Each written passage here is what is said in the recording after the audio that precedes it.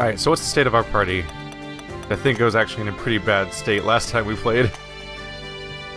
Oh man. Oh, we lost our... Right, we lost our tank. That's so bad. That's so bad. Okay, so we're down to... Main group has a fighter, 2 rangers, a dancer, and a samurai. Alright, so welcome to our weekly stream of Stranger of Sword City. The plan, as far as I think the plan right now, is to do just come in and play this game every Sunday around 2 o'clock in the afternoon on Pacific time, as long as I can stick with that. And we'll probably play like 2 or 3 hours each time. And we'll just see how far I get. I think it's better for me to do it this way because it means taking a break all week from playing the game, and then the grindiness will wear on me less because we are basically grinding. So this might turn into basically a Q&A series for all I know. What I do think I know is I need to roll a new freaking tank character. That seems like an important thing to get. So let's do that. I haven't made a new character in a long time, so we get to learn exactly how low level they're going to be based on... Oh man, they might be very low level because it's based on Strider's experience, but it's iffy how that's implemented. Man, these art styles do not jive at all. They made like 3 art styles, right? Because there's this first anime one, and then there's this dark fantasy one, and then there's like this like what I can only call like cheap JRPG / 80s anime. Like it's just like everyone's in the same pose and the same. So they look like the template characters compared to the first ones that are like anime. But I don't really want to deal with either of those. Although I'd be more likely to deal with the template ones than the ones where everyone looks like like they're going to, I don't know, fantasy prom. And then this guy doesn't even fit in with the other ones here. Where in the world? Let's see. Chat suggesting I change the cleric into a tank. I don't know if the cleric has any capability to tank though. Where is he? Also, he's healing. We need 3 more days for him to get his life point back. But as far as I can tell, I don't think anything about a cleric helps them tank, because they're only a tank if they can make everybody hit them first. If they can't attract everybody's attacks, then they're not a tank, because no one cares about them and they'll just kill all my squishy characters. Literally the only thing that seems to keep me alive is the fact that Pangolin has this ability to, which one? What was it called? Was it, I don't remember what it was called. He has some skill that Iron Defense there. It taunts all the enemies. That's kind of a big deal. If he doesn't get attacked directly all the time, then he's not tanking, because everyone will just ignore him and attack everybody. I've had entire rounds where we go down because I didn't use Iron Defense for 1 round, and then they decided to attack everybody except for the tank, and then they all died. I'm like, well, shit. Thanks, game. So as far as I know, I have to use a knight. I'm not going to pretend to be an expert on this game, but I'm trying to beat it. These characters. Do I want to use another... I mean, let's use one that just literally looks like a knight. Haven't used this guy yet. Now we'll totally do the 2 life point thing. So what's the deal with these things? You get more bonus points. It's weird. When they're a little older, you get more bonus points, but it doesn't affect their life points. But I guess when you get a little bit higher up here, it also will affect their recovery rate. So I could go for faster recovery characters, but the stats just seem like such a big deal. I like the idea of starting with a dwarf, because they start with 13 points into strength and vitality, which are 2 of the 3 things I want to increase to make these characters hopefully not die, even if their agility's kind of low. Let's see. I'm totally going for just more bonus points in general. And now the best part of the game, according to 0 people ever. Because no one likes this part of the game. There's no reason for it to be here. It's the creation of a madman who hates fun. I will seriously give up if I just get a 14 and stop there. The amount of patience required to commit to this feature and not give up on it immediately is admirable / borderline sociopathic. When I rolled my first characters, people were like, you gimped yourself right off the bat. You're an idiot. You should have kept going until you got plus 20 for every single character. That's what I did, and I'm steamrolling this game. And I'm like, you might have an actual, like, mental problem. You might genuinely be damaged if you can stand staring at this one number and hitting A for maybe 3 hours for all I know. The worst part is that when you stare at it long enough, you'll get the right number, but you get into the rhythm of hitting A constantly. So then what happens is that a good number comes up, but you reflexively keep hitting A, so you skip it, and you just get to start over. Oh man. Invincible was one of them? Oh, stop you from paralyzing crits. That's actually a good point. Sorry. It's been a long time since I've made a new character. A very long time, actually. I haven't made any new characters, I think, since we were literally in the beginning of the playthrough. Because I hit a critical mass where we didn't need more, but now both my tanks went down. Mostly because my other tank sucks. I might just delete him and replace him with another re-rolled character. He's one of those people that come with the game, and all of them have like 0 bonus points as far as I can tell, and are just genuinely garbage characters. Considering how slowly you level in this game, not having bonus points means you're just actively making the game worse for yourself.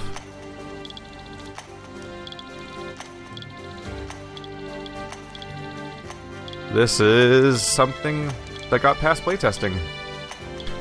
Somebody thought this was a good idea. This isn't how dice work, first of all. You don't roll one number over and over again. It doesn't work that way.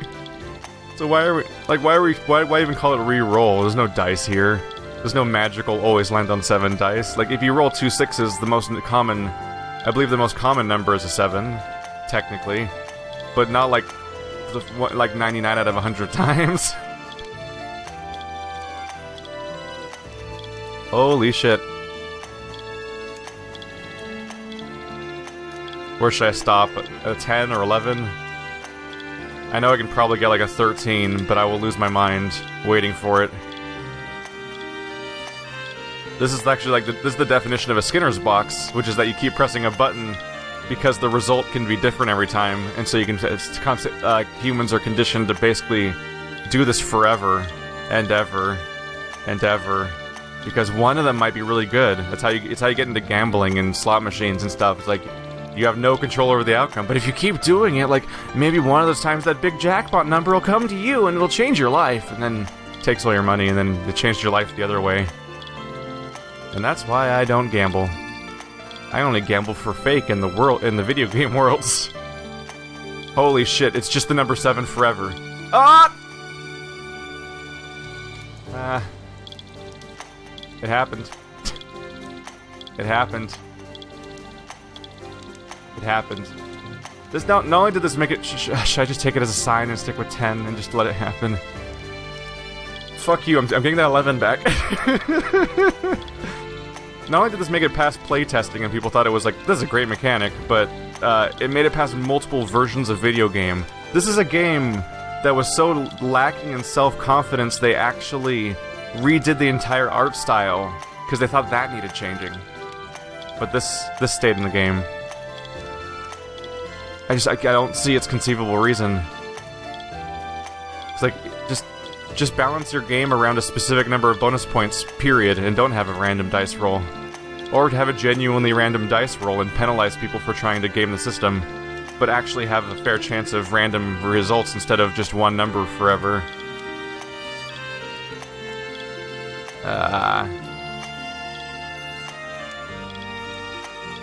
Seven, 7, 7, 7, 7. This is probably the number 1 reason why I didn't play this game for 2 weeks. It's because I knew both my tanks died and I was gonna have to make a new tank. And I didn't want to go back.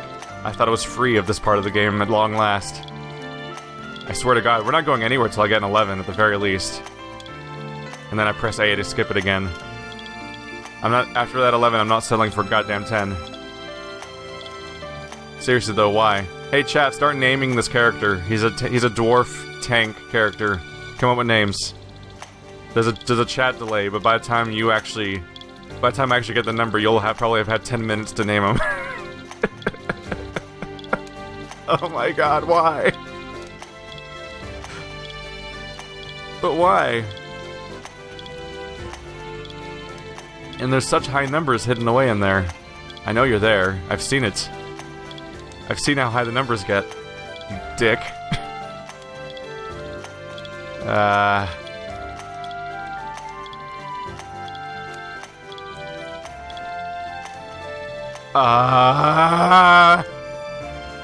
did it again.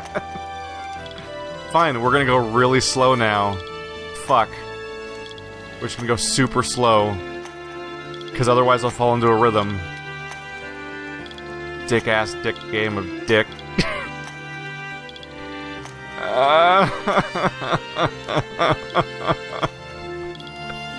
But seriously, why?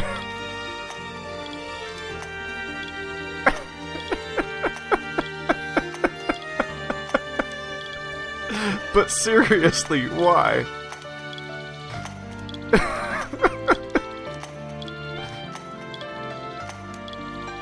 Oh, man. Like, I've played a lot of games where I was baffled by how something ended up a certain way in a game. But usually it's something like Technomancer, where it's like, oh, we're at the very end of the game and they ran out of money, so all these quests suck and the story took a shit and just gave up. And that's like, oh, I see how that happened. But this didn't take money to add to the game. This isn't an expensive feature that took months of development. It's a random number generator. It's not like it's not like they saw this and they're like, well, this isn't very good. We better, oh no, but we spent $1 million developing it. We can't cut it now. It's only 2 weeks before release. It's like, no, they could just be like, no, delete that thing. Everyone gets 14 bonus points or whatever. Like, just come up with a number that fits the balance of the game. So, like, this was somebody's vision. This is here not because it needed to stay in for budgetary reasons or development reasons, but because they were like, no, screw you. We need this. This is the only way this game can ship. It's mandatory. It's part of the experience. We're prepping them for the mind-numbing repetition that the rest of the game's going to also be. Oh my god. The worst part is I can feel myself going faster, which is how I go into the trap of getting an 11 and skipping it again. It's so tempting just to give up on the 10 and just let it happen. How are you guys doing today, chat? First ever live stream, starting with dice rolls. There's currently 25 people watching me press A over and over again while a number changes, with mostly saying 7. As you can imagine, every single person I know who does YouTube and tried playing this game gave up very early. I'm the crazy one. I'm the one who just, for some reason, likes to see finales for shows. I don't know why I do this to myself. Oh, man. No, chat, don't do this to me. Don't you dare say that after all this rolling, this bastard's going to just fucking die in the first level, and we're gonna have to put him in the infirmary and recruit a new one again. No. I will save scum. I will... No! I glanced at chat for a second, then I skipped another 11. I've never been so tempted to hack a game. And I don't think you can hack this game. I don't think people have found ways to just set stats to numbers, but I would totally love to give people just pre-made numbers.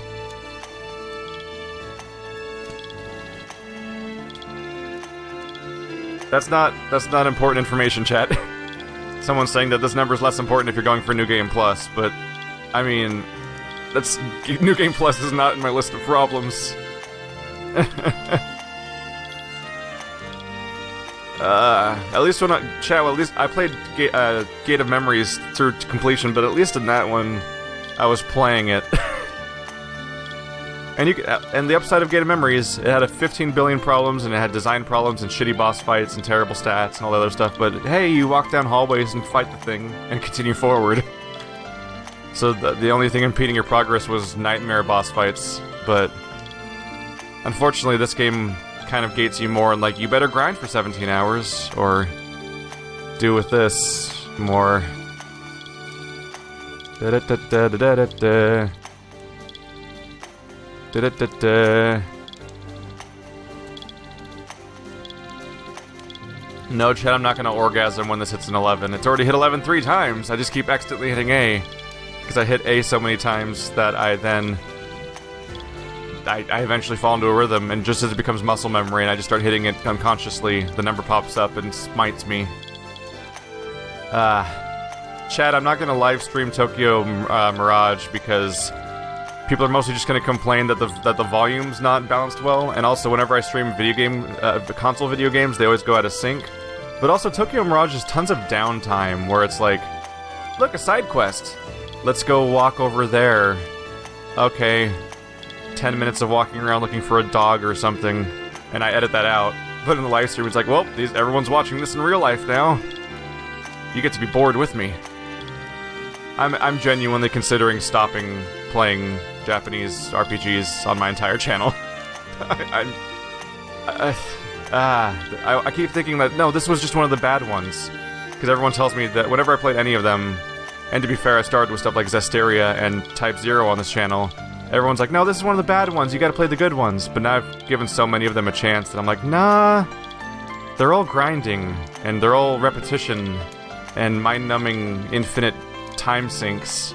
Like, I Am Setsuna is somehow a tiny, like, 20-hour RPG and manages to be almost entirely consistent of filler and repeating levels and repeating enemies, and I'm like, what? But it's a tiny RPG, yes. Fuck you. Yeah. What do I want to put stats into? Let's see here. So, strength is at 13, vitality is at 13, agility is at 6. I should probably just go into agility. Somebody was trying to argue that luck is secretly the stat that governs all of quality, and that everything else doesn't govern quality. Like, somebody was... I'm so up my ass about trying to figure out how to make this game work anymore, that there was arguments in the comments about how agility, the thing that's supposed to increase accuracy and evasion, supposedly does not actually increase accuracy and evasion, which just makes me like, what the fuck what does stats mean in this game? I've been playing this game for like 20 hours, and I'm not sure if I actually know what stats mean in this game, and I'm kind of losing my mind. So I'm just gonna put agility in, fuck it. I'm just gonna assume agility does what it says it does, and maybe I'll put some points into luck, I don't know. People keep saying that agility needs to go up, but then turns out agility maybe doesn't need to go up, and I'm just gonna... I don't know. Let's see. Knight?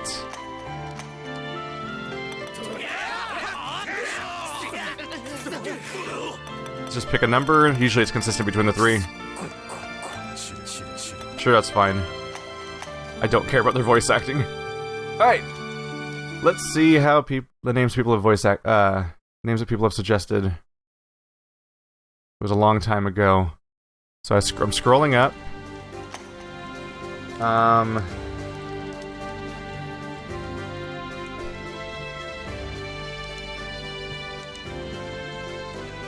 Let's go Ohan Keft as his full name. And then we need a nickname, because we gotta personalize the crap out of these characters, you know? It's so important. Even though kind of this is the only thing that they're gonna see is their nickname. Let's see. Let's see.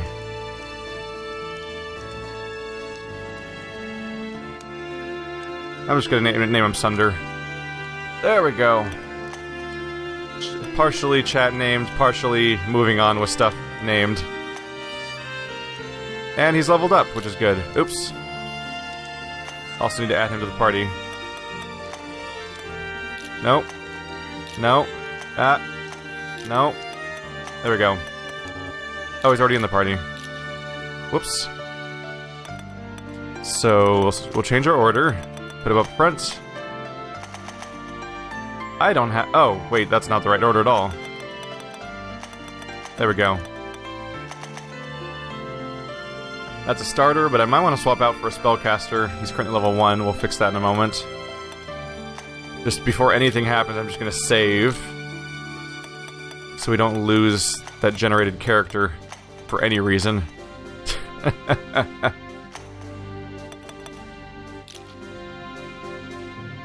And we need to equip him with all sorts of things. Oh wait, I should level him up first, because he's going to, he might not be able to wear certain things yet.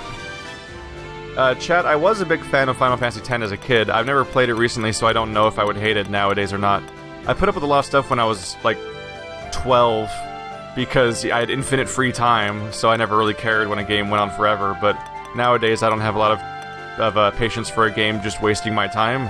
And I do remember Final Fantasy X being filled with long stretches of, hey look, a dungeon, you fight random monsters. They have nothing to do with the story. This dungeon has 17 billion hallways and just continues for as long as they felt like it should be because they wanted it to be X number of hours long. And that's always kind of a bummer to me. Because I like content that's, like, crafted and worth playing, instead of a treadmill that's designed to make the game last longer. There we go. We got our stuff.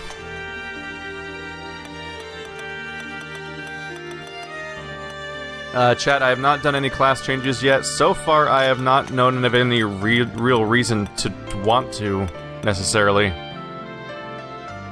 So far, a lot of the characters are so low on skills, and I don't know why I'd want to take, like, say, my main character and de-level them to make them keep one skill but lose everything else to change to another class. Like, I don't know what I'd be going for there. Unless I wanted to make him into another, Unless I wanted to make him into another tank so I could stop re-rolling them. Then I just have to deal with my protagonist dying. That'd be fun. Did I just give you a heresy mace? There's a 103 over here. That's probably what I'll go with here. Good old new tank guy. How you doing? Magic helm. Is that light helm's probably a good thing to go for. Got 18 defense. That's something. Do I have anything higher than that? Just the royal helm, which is it requires 10 luck.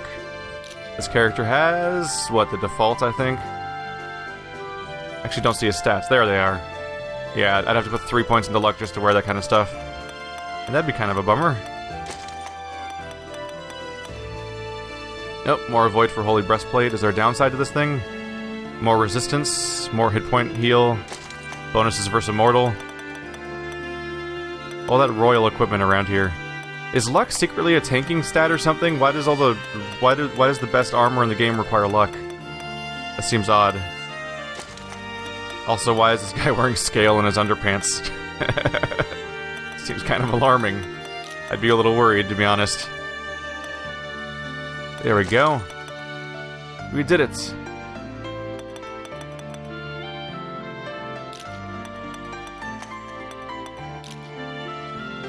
Okay, so we have a new character set up. We have a party. That's something. Now we need to figure out where the hell we want to try to go. And there are various options. None of them are the most appealing lately. But it comes down to whether or not I want a healer, really, or a spellcaster in my party. He's only level 8, which is alarming. But it's at least higher than it was before. We can go into Poison Land. We still don't have any upper or lower division dungeons at all. Let's see, this could take me into the place with all the undeads. We go to the valley. It might not be a bad idea. I would need a cleric, though. That's part of the problem, too, is I don't have any...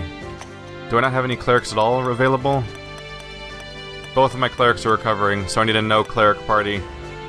I could bring in a mage to fight against, against us spirits, but I don't have anyone for immortals, which is kind of a big problem. Unless I can equip everybody with anti-immortal. You have heresy. Oh, you don't even have equipment on you. That's... I don't even have stuff to put on you? Wait, what? Well, it's a good thing I checked that now. I must have not unequipped my other samurai. No? You're the other samurai, right? Yeah. His equipment must be all in the storage.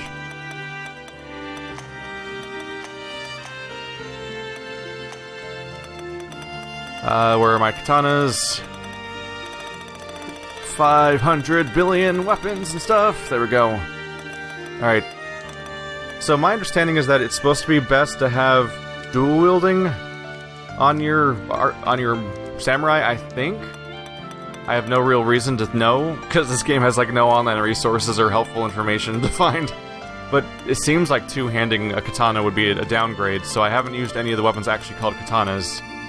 So I've been sticking with the wakizashis mostly. It seems like the only options. Get to the fighting already. I literally have a naked character. What do you expect from me? Nope, this is the authentic experience. This is what this game is. This is literally what this game is. You guys wanted live streams of... You've been asking me over and over again for live streams of Sword City. This is the Sword City experience.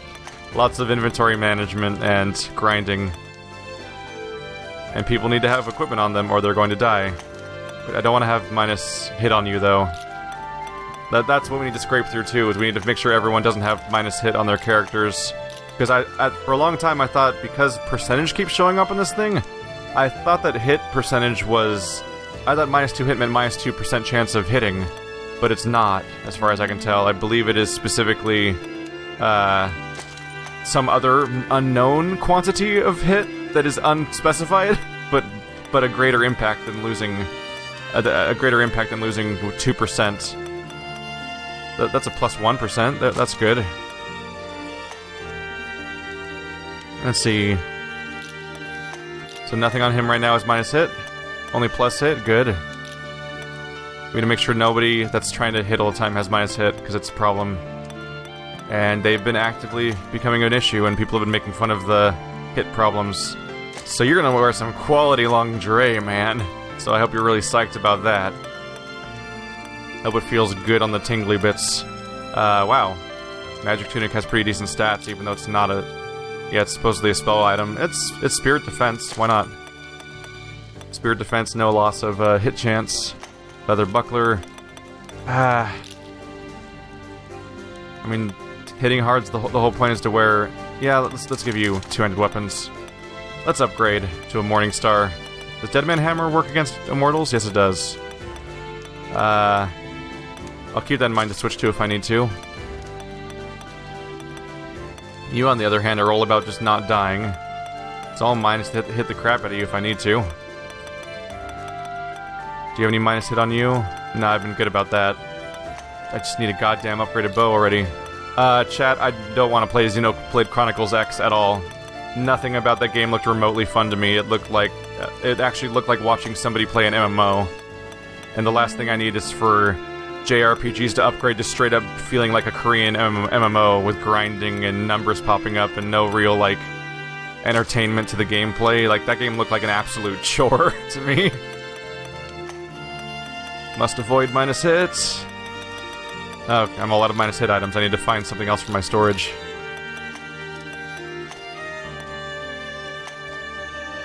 That's also a weird... Saying I should play Xenoblade Chronicles X is a weird request when I just got done talking about how I'm kind of getting tired of all Japanese RPGs. Because they're kind of all turning into just time sinks that don't make up for their own time by being quality and having cool experiences along the way. We're gonna want the Assassin's Cloth. Here we go. I think we're finally good to go. I hope. There we go. Also, yeah, like at one point I felt minorly interested in playing Xenoblade Chronicles, and was it like I saw the sequel? I'm like, wow, they did away with literally everything that looked appealing about the first one. Like when I saw stuff about Xenoblade Chronicles X, I actually hated looking at every character in the game. I hated the design of every single costume and every single character I was seeing, period. Like, I thought it was genuinely terrible looking. I'm like, I don't want that in my life in any capacity. Why are they wearing that? What's wrong with them? What happened? I think I need to bring a spellcaster in. How are you not wearing clothes? What did I do? Did I need to heal you or something? Let's probably replace one of you guys. I swear, oh wait, no, Dancer has the whole bonus we've been getting lately for the constant recovery. Let's bring in our spellcaster.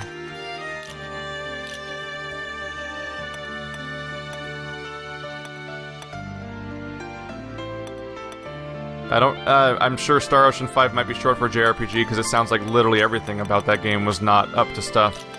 Nobody I've talked to has played Star Ocean 5 and thought that was a good game. Even fans of the genre are like, they just crapped this one out. Like, I've never heard anyone actually like that game so far. That seems to be bad even for JRPG fans for JRPGs. Why would I want bonus piety? It has at least bonus spellcasting stats. Alright, hope you're enjoying our half an hour of inventory management. You might be getting an insight into why I'm playing this game once a week now. Is that all I have? Oh, my bad.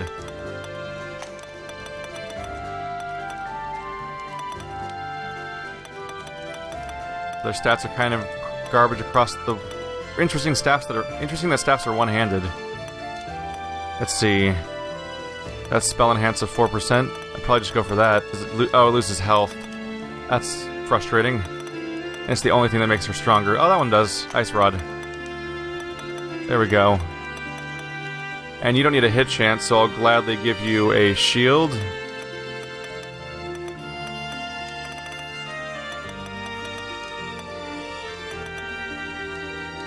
That's yeah, across the board bonus. Oh, it requires 10 piety is why I can't use that. So many items to check through. You probably have 10 vitality. Some spell defense. That should suffice. Wait, I had better stuff already, didn't I? That's 6 defense the best I have for you? Yeah. Alright. We have no armor for you, though. Oh, no, I changed slots. Okay, that's fine. For a moment there, I thought I actually unequipped everything. Let's go for armor. Not a lot of options left over. Could go for the, let's see, Butterfly Robe, spell defense and bonus hit points. Strong against fire. The question is whether I want a higher defense or if I want other stats instead. Because she probably can't. Yeah, she can't wear medium armor anyway. So I'll go for the Butterfly Robe. There, is finally everyone wearing equipment? Yes, they are. There we go. Nah, Chad, I think I'm done dealing with everybody recommending their next JRPG. That's going to be the one that totally sells the genre on me, and I've played all the wrong ones and all that discussion. Because they keep being wrong. It has not worked out so far.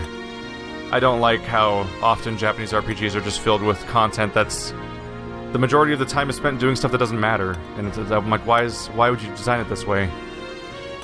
Alright, so with the ability to fight against spirits, where would I want to go? Alright. Should I go for the Dark Palace? That's the wrong place, absolutely. The Force. Ah, shit. Now I gotta remember where I'm trying to go. This place has immortals, so I can't go there unless I want to fight everyone with heresy maces, which isn't terrible, but... Ah, crap. I thought I'd go to the poison area, but I'm forgetting where it is. Let's see. Wanted lineages. Underground Ghost Town. I might go here. Is it full of immortals or not?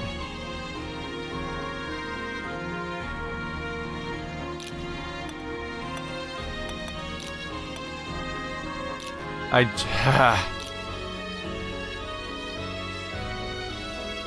genuinely don't know where I want to go. This is a problem. Shit. We could try the poison place. The water area was a dead end. We ran out of stuff to do there. So I guess I'll go to the Monument of Metal. We'll try to get to the back door there. I don't think I ever found a stone along the way. There we go.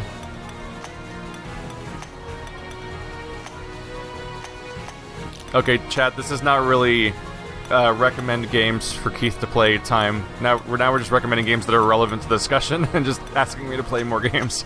That's not gonna go anywhere.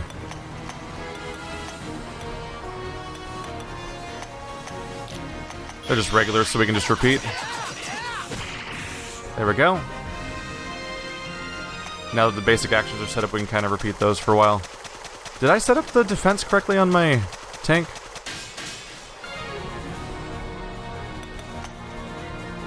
Wait. What? Why do you have chivalry? At level 8, he doesn't have iron defense yet? What?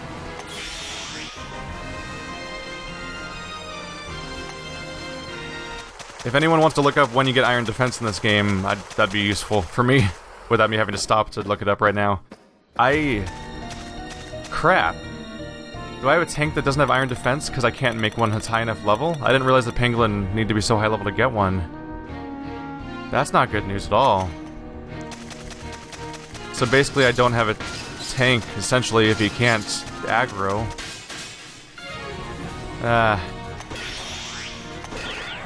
Just people have heresy mages. You're gonna maces. You're gonna die. Don't try to outlast us with your immortal status. You'll be fine.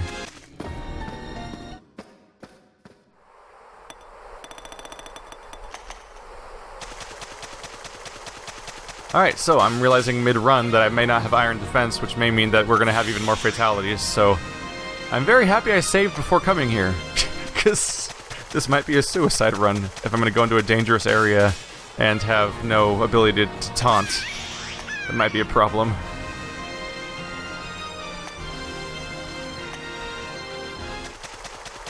Yep, apparently I have to be level 10 according to chat for iron defense. Wow. That's such a staple for keeping my party alive nowadays that I didn't even think about it as being something I had to earn. That sucks. Alright, fine. Fine, it happens. So I'm curious to see, I'm curious to hear how you guys feel about games like Setsuna. Am I crazy? Like, I play I Am Setsuna, and I'm like, wow, this is another snowy field where I'm fighting penguins again, so I can walk my way to the next town where linear story happens, where I have no impact on what happens, because you don't make any decisions, even though it's an RPG, because Japanese RPGs are not really RPGs, in that they don't understand what the point of role-playing is, where you role-play. So as a result, they make a bunch of games where you don't roleplay in your RPG, which is weird. But then you just fight penguins that don't matter to the story over and over again. And then eventually the game ends. And there's a few boss fights, and usually the difficulty curves all over the place, so the boss fights are so comically harder than anything up to there that you didn't even learn how to fight stuff like the boss fights on your way to the boss fight, because everything was so mind-numbingly, boringly easy up till then that there was no difficulty ramp to teach you the game. And then the boss fight stomps you, and you're like, wait, what? This game can be hard? Here we go. Alright, I have to redo Holy Light. Are we not hurting you guys? Oh shit, you're right, or Mortal. Wait though, aren't you using Heresy Maces? Let's see, defend, nope. Item, check items. Oh, you're using a Morning Star, that's not helpful. That is a problem at this point. You're right, no one's using Heresy Maces. So we can't fight Immortals at all, actually. Okay. So this may have been a bad dungeon to go through.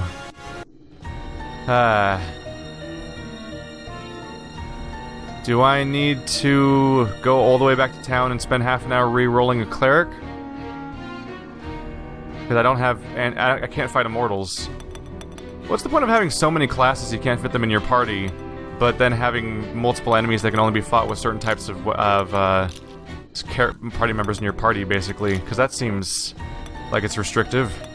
It's kind of the Darkest Dungeon problem, where the game's like, look at all these classes! You really better have, like, these two in your party, though, or you're probably in trouble. Let's switch you to... we could dual-wield Heresy Maces. No, I can't. They're main hand only. Alright.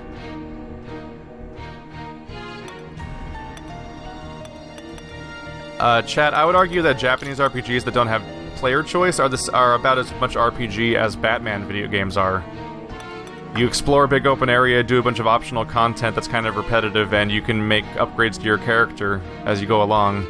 But, like, they're not role-playing games if you're not role-playing. That's what the point of the genre is. Dead Man's Hammer. There's my secret. There we go. That's what I should have been using.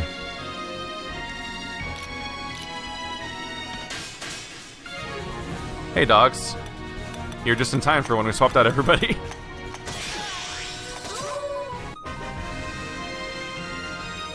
Clear. Alright, continuing to explore. We haven't been down this side yet.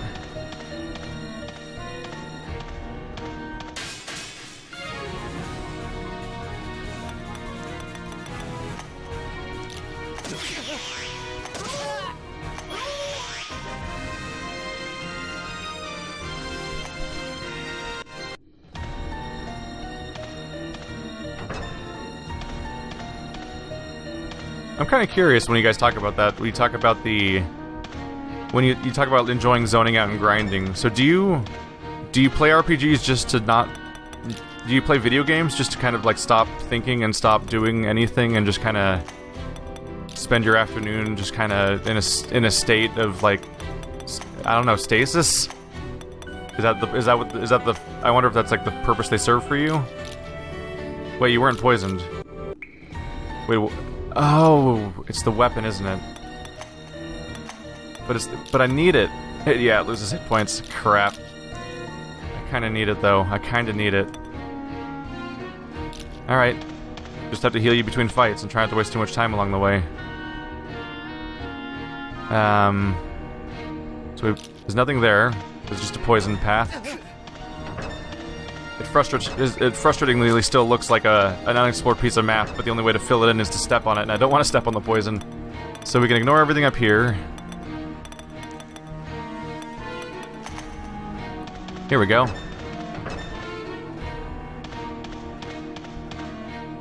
Also a dead end.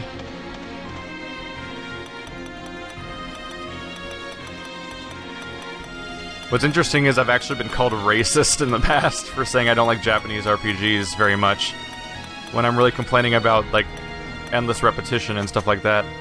When, like, clearly I like Dark Souls, which is made in Japan. In fact, I like a lot of Japanese games, but it's the specifics of the JRPG where I'm like, huh, this is a thing where you fight random encounters for dozens of hours and grind to make 500 different progression systems move forward. Can I still not open that door? Looking for spaces I haven't been yet on the map. That was a dead end. That was a dead end. This is a dead end. That all looks filled in. Can I open the door? Somehow? Okay.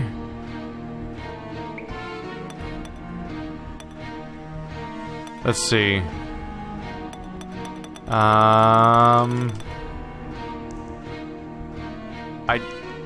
What? I don't see any more map to go to. Am I crazy? So there's gotta be a secret door somewhere, huh? Oh no. Is there a secret door? I'm gonna go insane finding a secret door. Okay. Where was I when it said...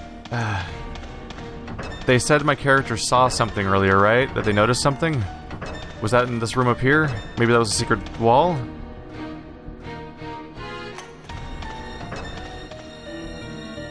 Let's see here. There it is again.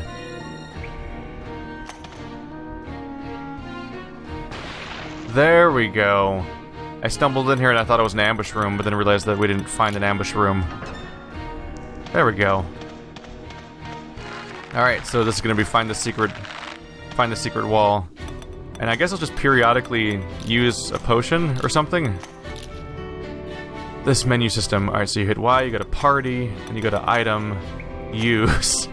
Then you search for the right item. Kingdom's bread.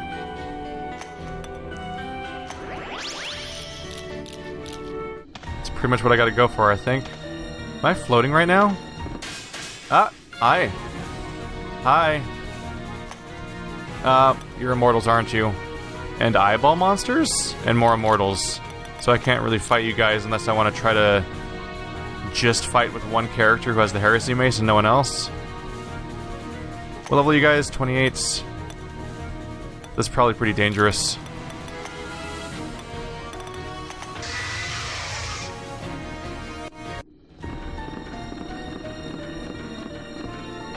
I'm hoping that I'll get a teleport stone just so I can get in here quickly without having to, Right, we'll have you on defend, right? Because even without iron defense, defense still helps. Yeah, attack 2 enemy rows. So, I'm sorry, I completely lost my train of thought. I was about to say something and just don't remember what it was. Let's see. Heals morale, will help us with our spellcasting issues. I mean, our healing issues. That's what I should set up at the beginning. Holy Light 2, defend, concentrate, /2, concentrate, sword song. Good old fire blast.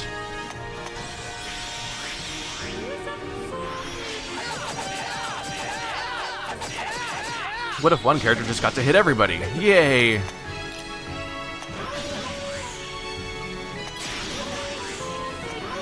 Got him.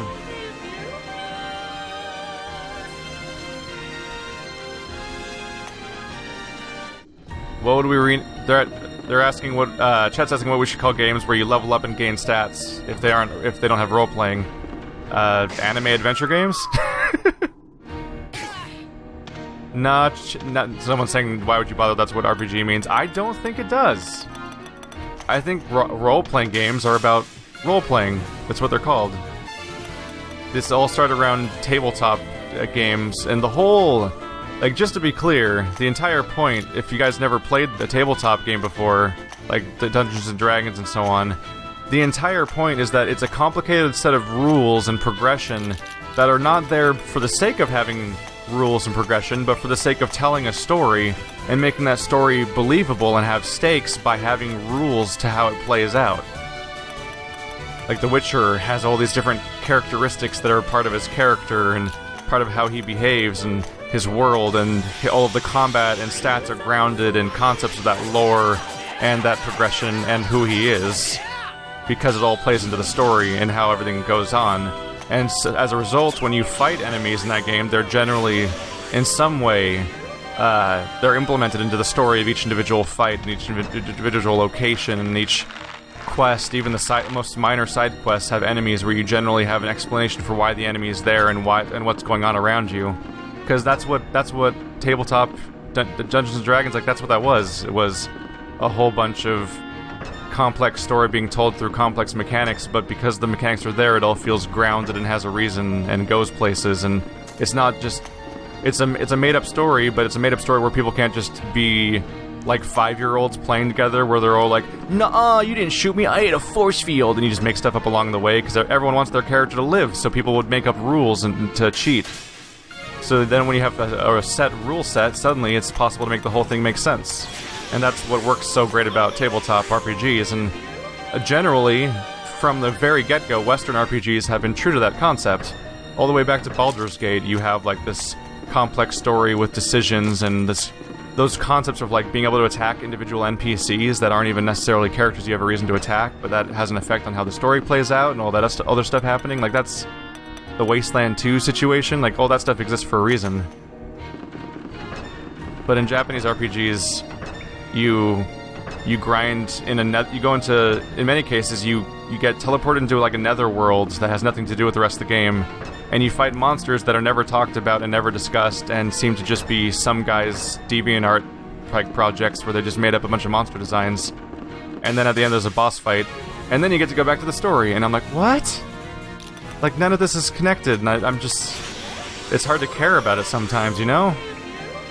I want to care about what's happening, but when I'm fighting a television monster on my way to somebody's idol training, I'm like, what is going on? You're all undead, so we're gonna get at it. There's just 3 though, right? Let's see. X-Charge. The level 28s... I could probably fight some ghosts using a, fire spells and a heresy mace. I can probably make this work. Holy Light.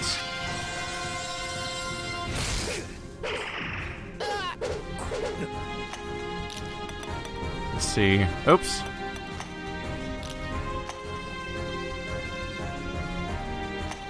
Concentrate. Just have everyone who can't attack these guys defend. Fire Blast.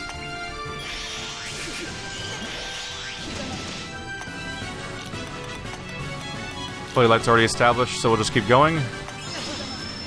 Getting it. Problem is we're gonna be out of mana soon. Oh no. Okay, that was scary. I saw her health dropping and I thought we were very much in trouble.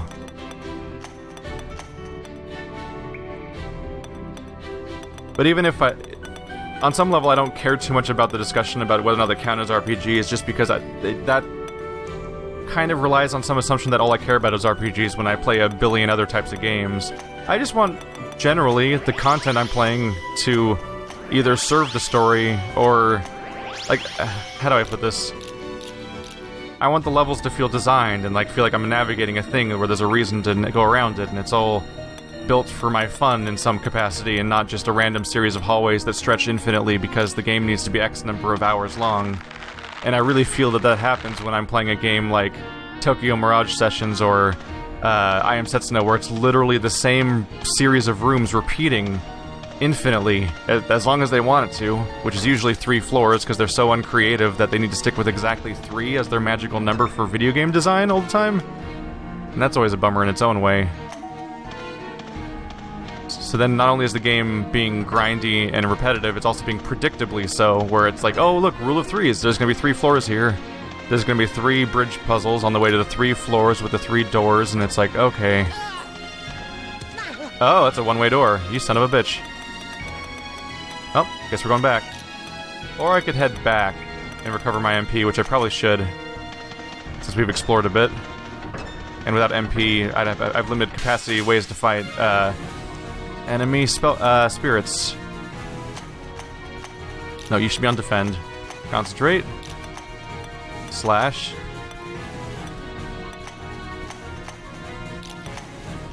Nope. Always sword song. I love being able to spam that heal. Which I just realized I did not actually activate. I will say the changing our hit, getting rid of those minus hit items seems to have had a really big deal on our ability to hit. Surprise. I genuinely thought that... no. Speaking of always having our morale up, we're going to get the hell out of here now. We're not ready for that guy. Here we go.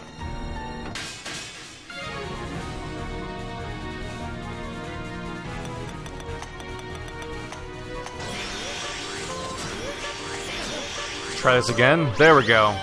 We got lucky that time. Here we go.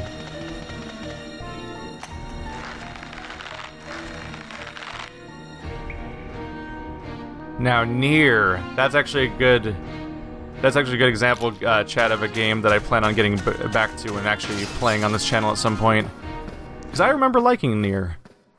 I don't remember it very well at all anymore because it's been a while since that was a new game. But I do think I played through the entire, at least the first story.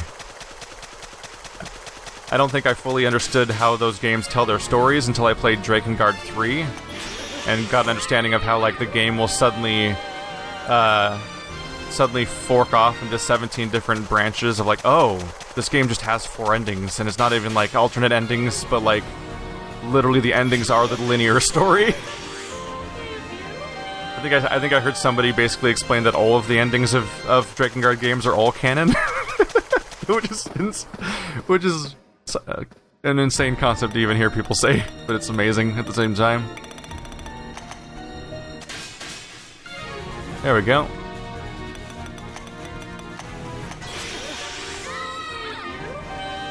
I honestly just don't... I think mostly it just comes down to I don't want games to waste my time, really.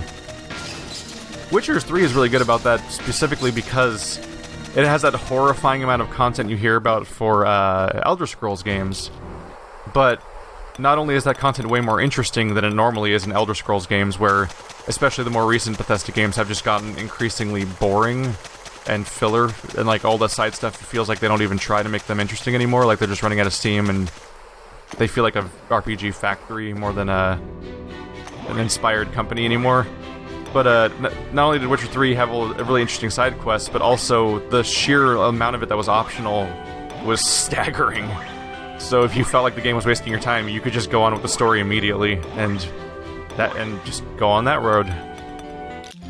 So go figure, the one game where I felt like the game was wasting my time the least was the game where I was most capable of skipping it if I felt like it was wasting my time. Yeah, that actually worked out. We never leveled up anyone though, did we? How's our level 8 doing? Did close at all, maybe? That's the wrong screen to look at for that. 67. He gained almost a bar.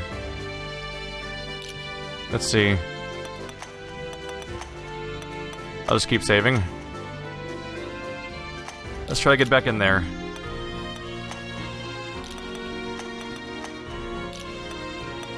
Monument of Metal. I'm not crazy, right? That's the fastest way in? Yeah, we have a forest and forest stone, but that's the other side area. Here we go.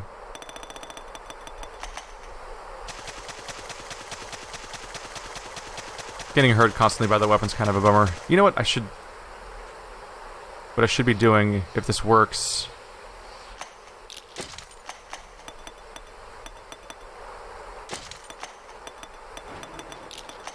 So we'll have you use the Morning Star. There we go. Will he stop taking damage? Yes, he will. Okay. We can just walk around with the Morning Star and he won't take damage. But then I can switch to the other weapon during combat when we run into Immortals.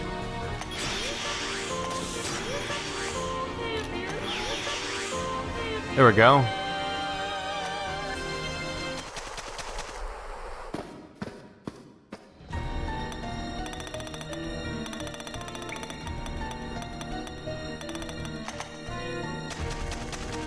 Nope, chat, I was pretty much expecting us to not talk about the game. I'm also pretty much resigned to the idea of having like, I'm having long gaps in my commentary, and I'm just kind of resigned to that concept. I just can't talk about this game anymore. That's part of the reason why I'm streaming it, instead of trying to let's play it and just sitting alone in a room all day playing this game, because, I mean, you just walk forward in a dungeon and fight everything. And you fight the same things over and over again, and oftentimes the fastest thing to do is just do auto-apply of the actions you've already done and accept your victory that you didn't even take part in. But I'd like to finish it. And also the lineage fights are kind of exciting sometimes, so it's kind of nice to get to lineage fights. But unfortunately I have to have a big, strong group of characters to make that work. Do-do-do-do.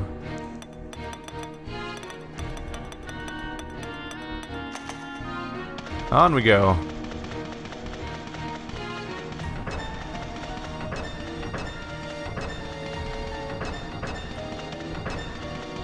I even auto travel to my auto fights in this game. We should probably ambush, huh? Wow, surprising lack of fights on the way in. That was weird.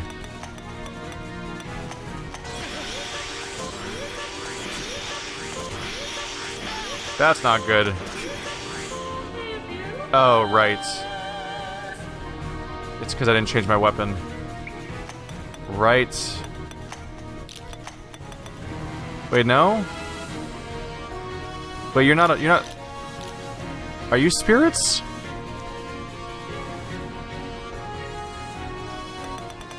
Let's see. There's Yoshimitsu attacking for mostly crap damage. Sion's attacking. No, Sion's just missing constantly, isn't he? Yeah, we're not missing due to them being spirits or anything. It's just they're just super evasive. Yeah, that's gonna be how it goes. I'll just have to keep attacking, and when the enemy shows up, we'll just have to hide or run away, because there's a decent chance that the boss will show up.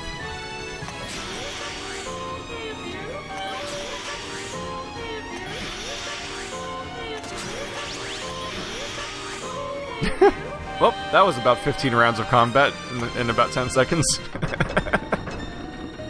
But at least we get to hear that one song play over and over again. That's exciting.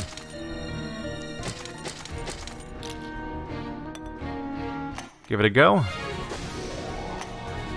What are our options?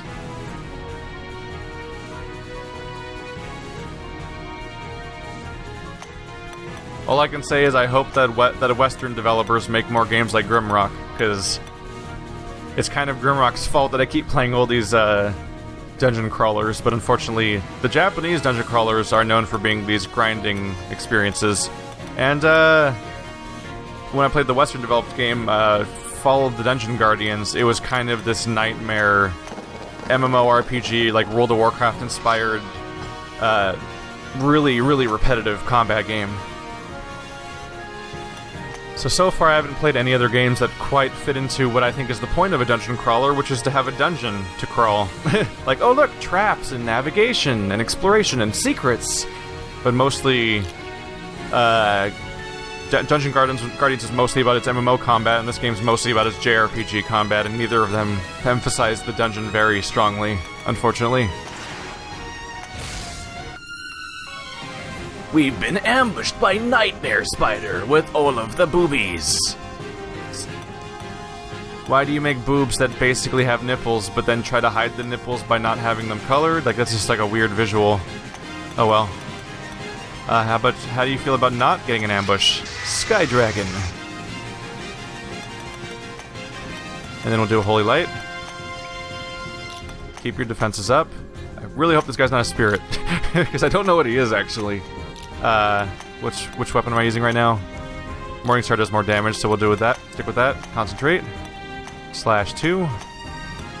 Concentrate. Probably should stick with Sword Song so I can keep initiating various upgrades for ourselves.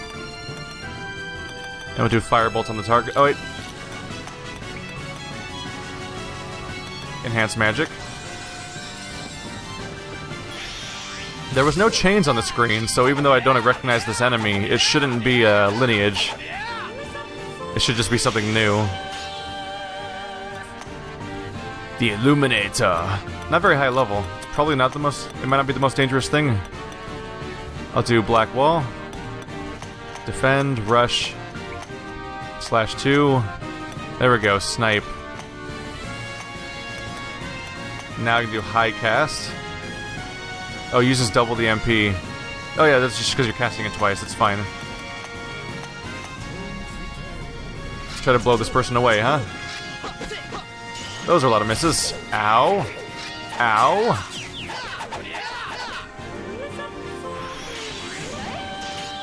More incoming damage than I would hope for.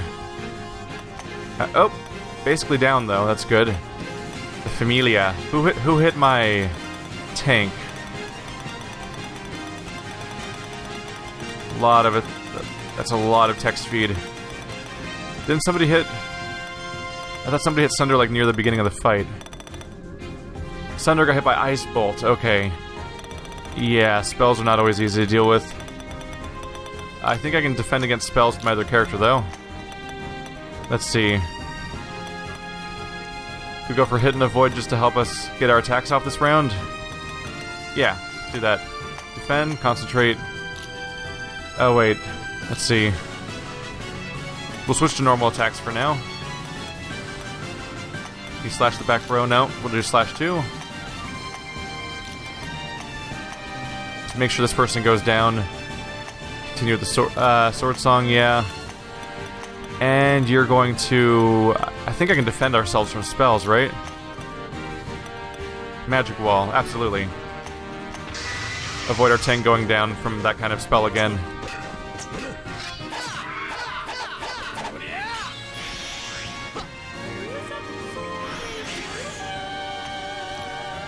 That seems to have kept us alive. Should be able to just continue accordingly, really. I think I'll do just that. Oh, hi, friends. There's so many friends here now. This could be in trouble. We could be in trouble if the lineage ends up showing up, which can ruin all of our attempts at fighting it. Let's see. They're probably all spellcasters, right?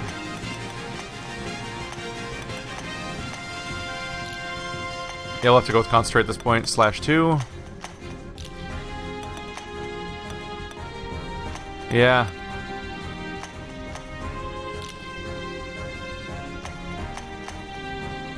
I think I just have to keep magic wall up, or we're gonna get pulverized by what might be 6 different spellcasters for all I know.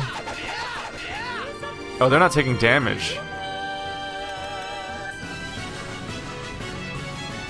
It's making us sound like they're not supposed to take damage. Are they spirits?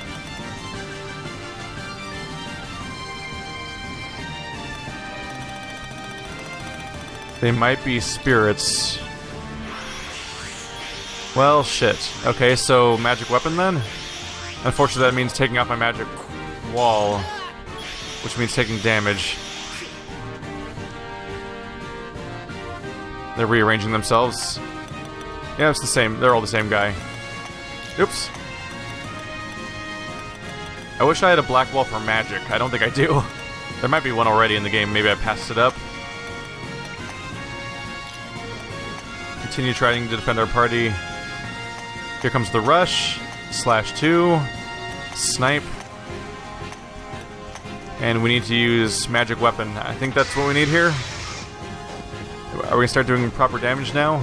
These must be spirits. No? Why are they taking a particle? Oh, they're... according to chat, these are immortals. Why would I think these are immortals? Well, that's annoying.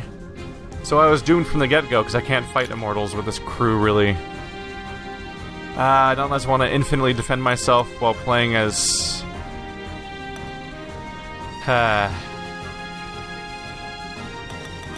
Let's see here. We're already healing every turn. I guess defend. You can change to a weapon that at least will work against immortals, because Dead Man's Hammer. So that's good. But otherwise we're kind of in trouble here. Let's see.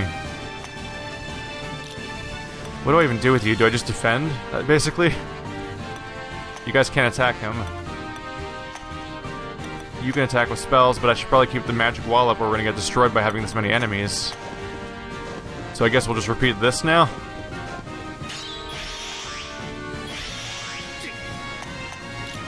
Alright, let's keep this going. Damaging. Is that at least strong against them? Yeah, it took a chunk out of them, I think. The ones that hit. Here we go.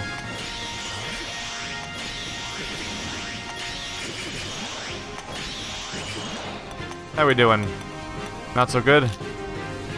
Why are we not just constantly beating them to death? He performed a rush. They protected and dodged. Ah, okay. Alright. That's not good.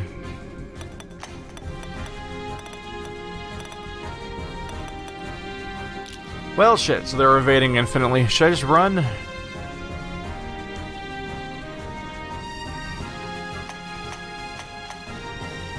I can see if there's maybe stuff worth throwing at them. What would it even work against undead? I mostly just have healing items, really. I have some spells I can throw at them. Ice Blast.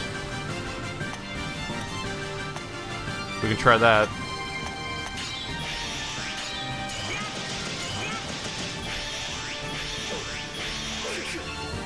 So now I'm just gonna lose all of my, I'm just gonna lose all of those vials. I'm not gonna use them for anything else, I guess, so who cares? Keep trying to hit them. Okay, now there's another row. It's probably not good for me. Fuck it. Fuck it.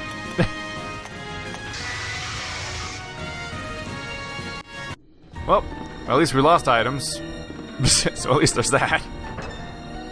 Ah, man. This game's very restrictive, this game's really restrictive mechanics where you need specific characters and specific attack types in your party to function. Does not really jive very well with the way the game also has a severe death penalty where you lose that character for an incredibly long time as they slowly recover in the background. That genuinely feels poorly designed, honestly.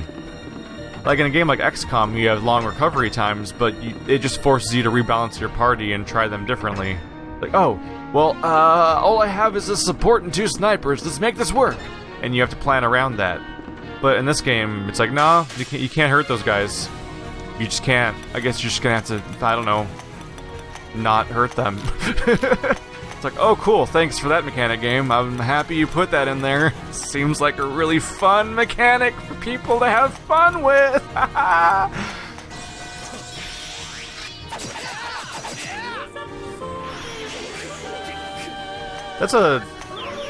think that's the difference for me in planning in general, is that I often I like improvising. I like being stuck. Oh shit.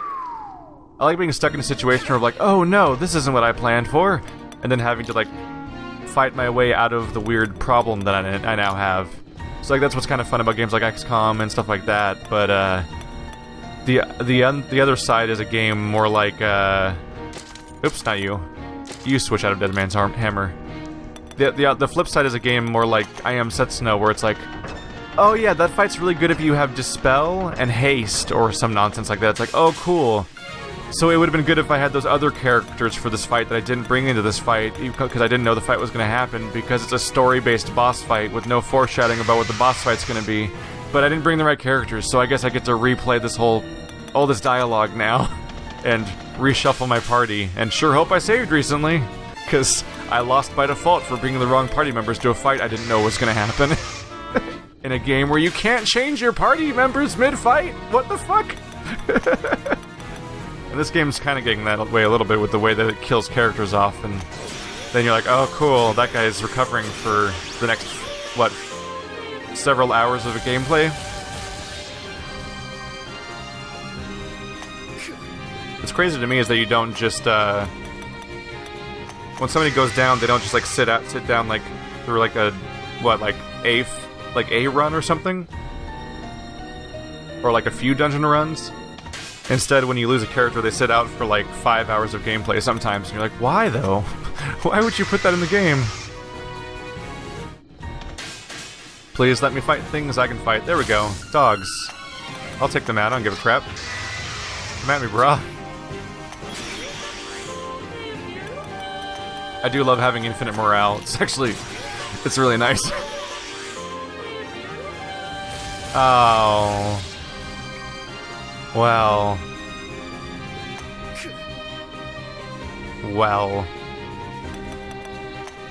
Nice to see you again, sir.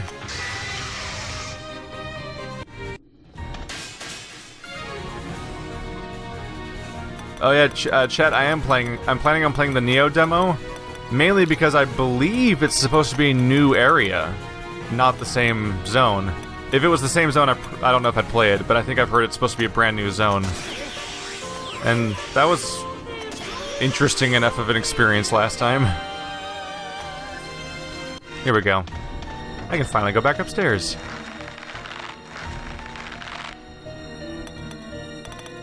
Where do we want to go? So that was a hole, but over here there's still a room. Wow, that's a really roundabout path at this point, isn't it? Should I just go the other way at this point? Maybe we'll just go here.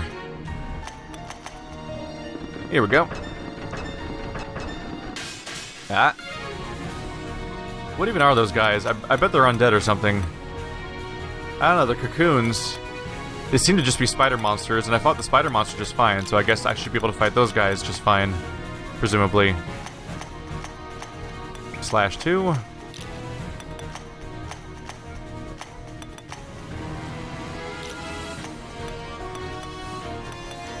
Let's try a fire blast in the back row.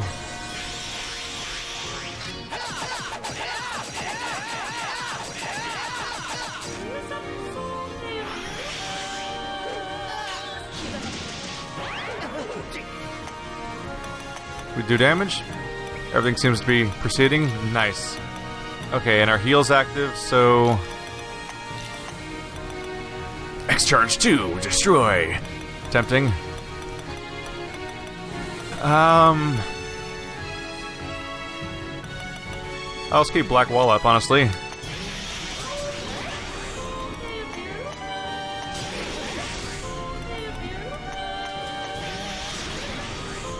Got him.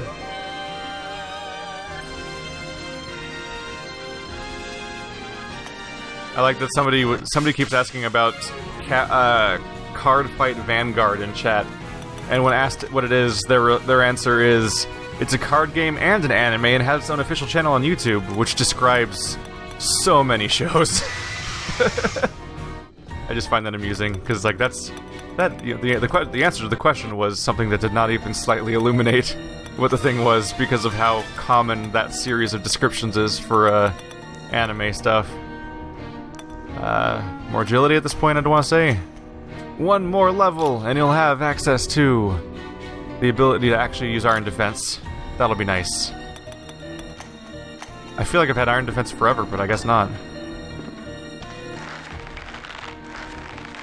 At the very least, will hopefully last long enough for my other character to recover.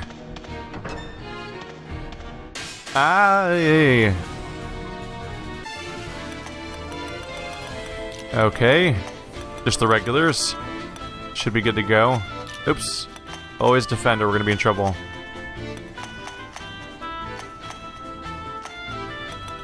There we go.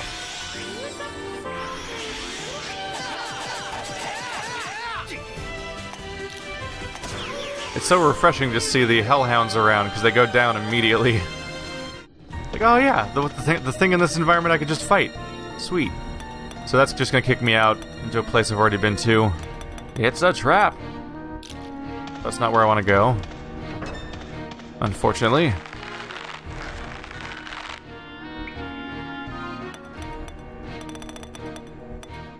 So I guess we're right back to going through this door again.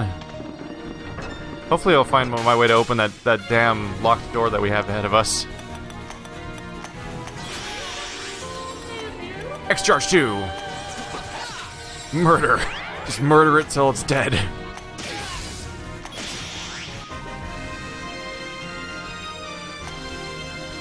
That's one way to end things fast when you're using Sword Song. Just have your entire party flatten the dude. Hey there.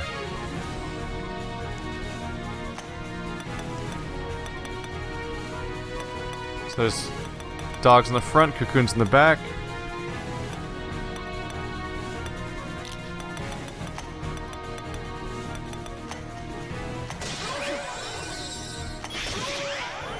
At least the party is healing. X-Charge is probably the best way to go. Everyone take them out one by one.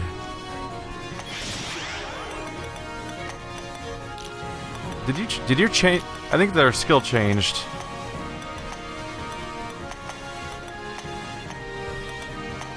I think they stopped using Sword Song. That's supposed to justify my reckless use of charge. There we go.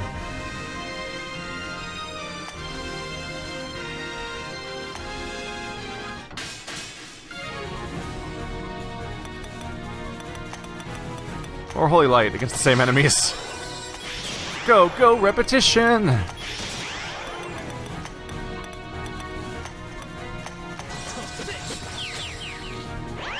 Bye.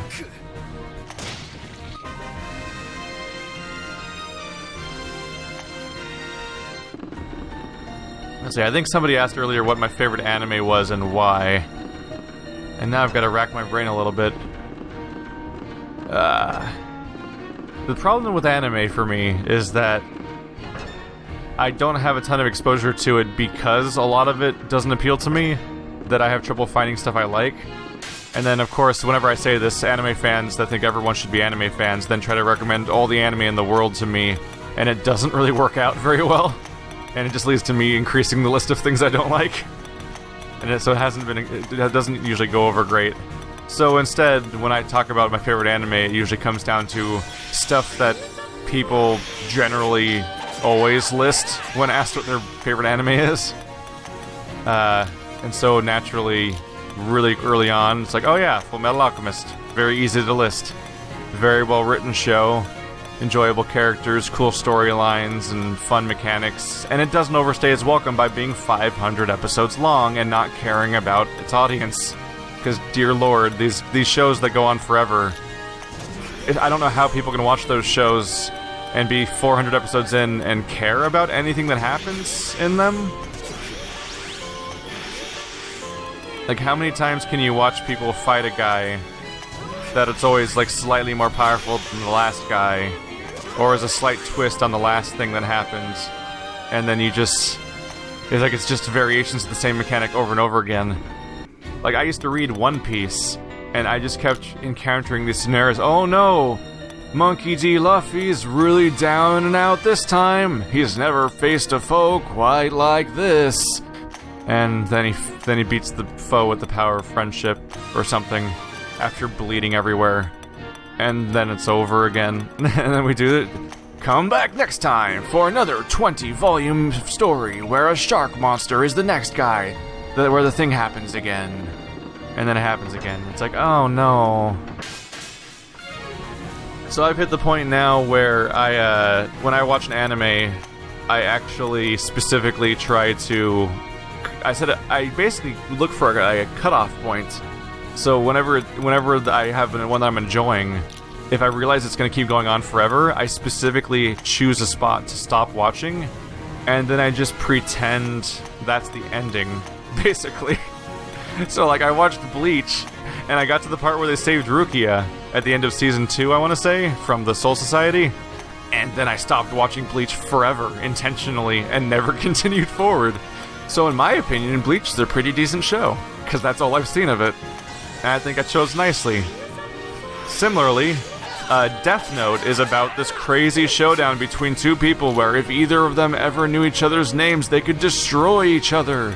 Because one has a book that destroys the other person, literally by writing their name in, and the other person, well, if they could catch them for what they're doing, then they could destroy their lives for more obvious ways, because police. And so... I watched Death Note. No, I think I read Death Note, not watched it. But I read Death Note until the end of that massive first story arc with the first big showdown, and then I stopped forever. And I think that was a good choice too. I think that was honestly a good choice, because Death Note's fucking long, and it probably shouldn't be. Oh my god, we found the door. Or yes, do the thing. Shortcut. No? Wait, what did I just do? Wait, what did I just do? What?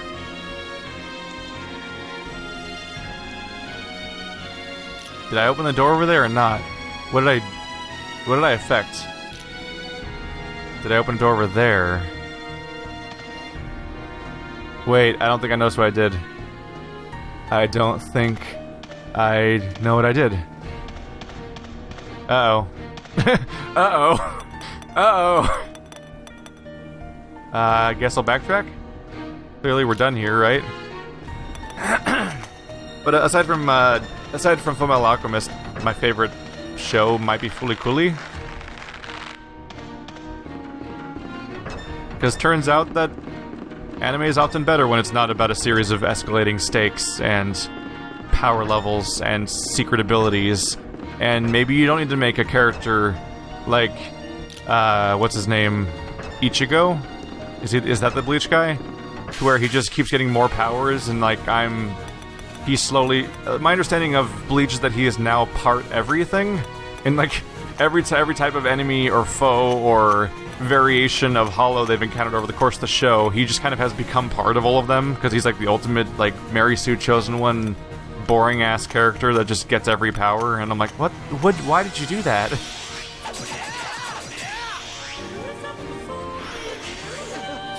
When a show goes on forever, it makes me feel like they never had a story that they wanted to tell.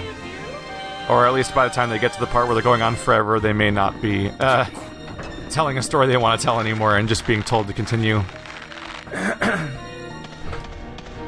Maybe that's just me.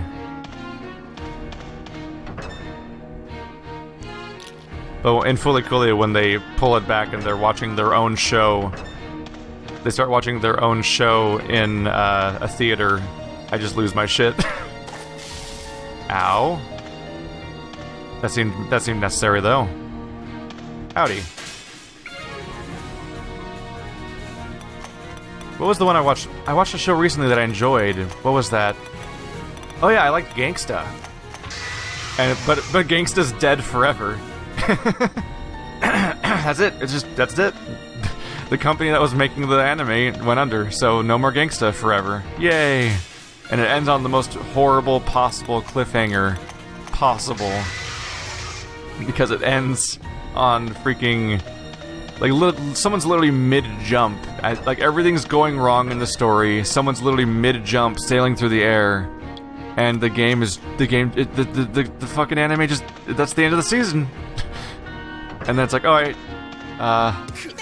Goodbye forever, Gangsta. It was nice knowing you. And it's like, that's it? That's the end of the show. Might be getting lost. I might be a tad at risk at getting lost. Let's see. Let's see.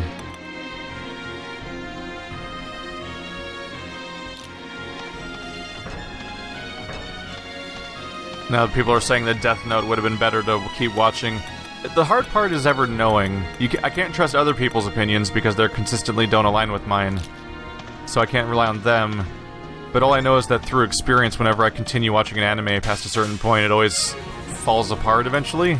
And so I just kind of have to save myself at some point, because I can't trust these shows to maintain my interest. They usually just go full stupid at some point. I think I started reading slightly past that, and we got to, like... I don't know, what was I reading? It looked like vampire children were going to be the new enemies or something, and I'm like, I don't... Yeah, the show loses all momentum when it loses the primary villain... well, not villain, but opponent of the entire story arc.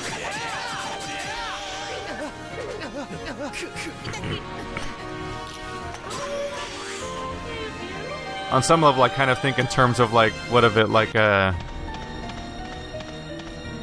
some extent, there's a momentum you get from, like, having Luke versus Vader to an extent, and that ongoing story arc, and then eventually you hit a point where, like, Vader's dead. And then, hey, coincidentally, the show ends right... the movie series ends up right around there, originally, at least. And the show had such a boner for... The Star Wars movies had such a boner for Vader that they then went full up their own ass and made a series of prequels that were all about Vader's backstory, because they couldn't lose Vader. But to some extent, yeah, you kind of do lose something when a character like that is gone, if they're the primary antagonist of the entire series. And so for me, there's no story momentum anymore when the primary conflict of Death Note goes away. Especially when you like the antagonist character more than the protagonist character. Whether we want to call them anti-heroes or whatever the hell, but when you like the guy that's not the main character more than the main character, and then that conflict's gone, you're like, oh, now we're just stuck with this guy that kind of sucks. I think that's actually something that Breaking Bad did really well. Because Breaking Bad has a terrible, terrible protagonist that you should not like, and you might actually want to, like, do some self-assessment if you find yourself liking the main character. Because he's not a good person, in any measure, really, especially by later parts of the show. But Jesse is a redeemable character, and you actually kind of want to see what happens with Jesse.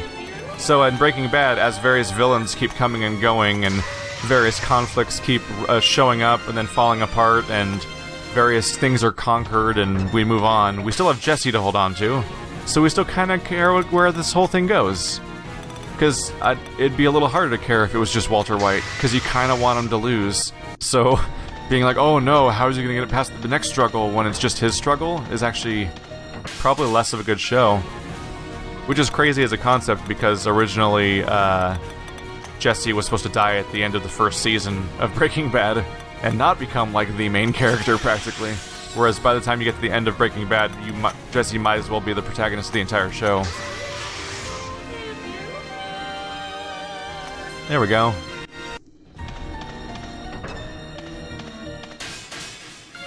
I have watched Ruby. It's fine. It's funny at times because it's from the company that makes funny things, Rooster Teeth. So they kind of nail some of that stuff, and it's paced decently well because it has like 6-minute episodes sometimes, or whatever.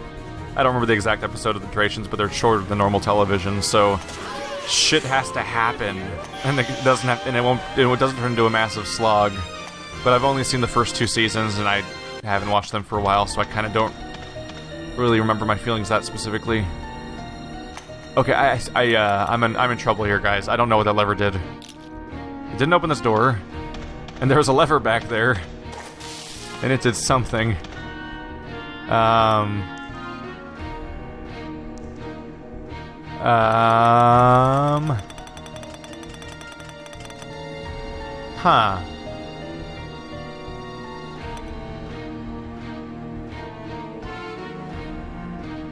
Haven't I gone everywhere?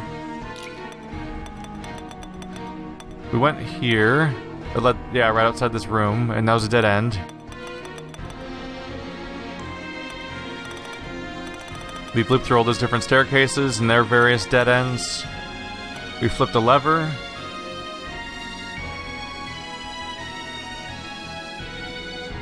Huh. Let's go step in poison tiles. Yay! Fill my map in. Seriously, screw you, poison tiles. I want my map. Alright, well. Am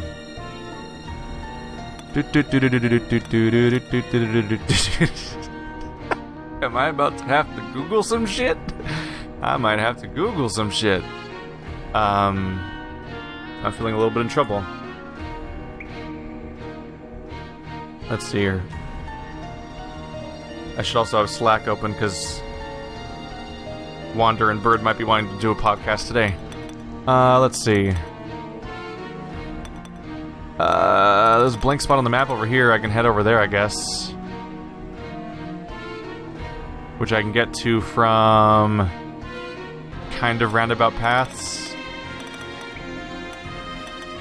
Let's go fill this map in, out of spite.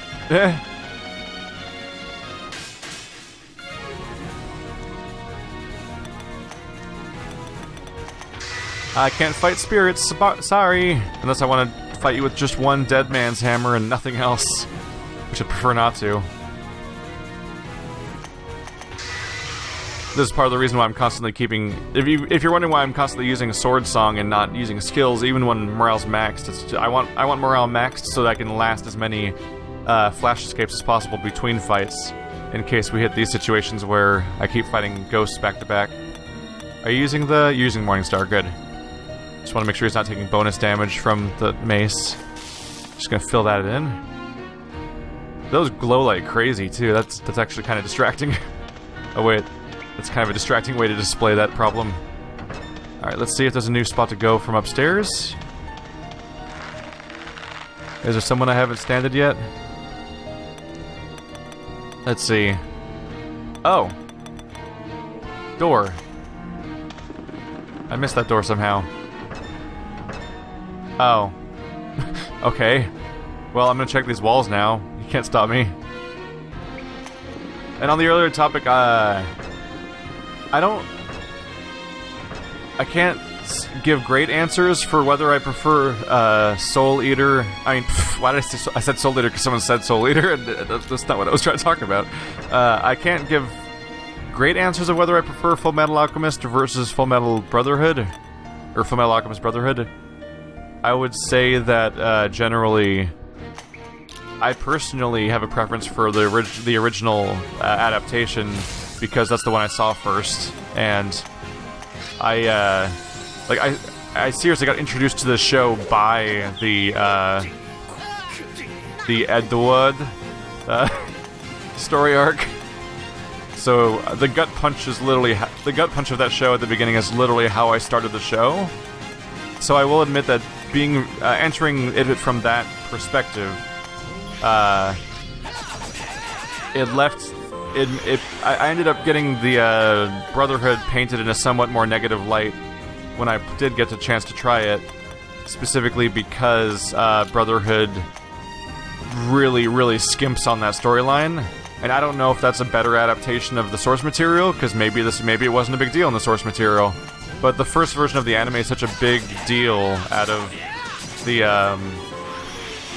Chimera storyline, and it was so well done and such a punch that having it be a sad little 15-minute storyline that was barely even the main story at all in Brotherhood was kind of a huge disappointment. It's like, oh, that thing that is one of your most memorable things of all of anything attached to Metal Alchemist. It was... in this show, it's a footnote. I'm like, oh, okay. I guess. Let's see. I just wanted to see if there was a secret wall here or something.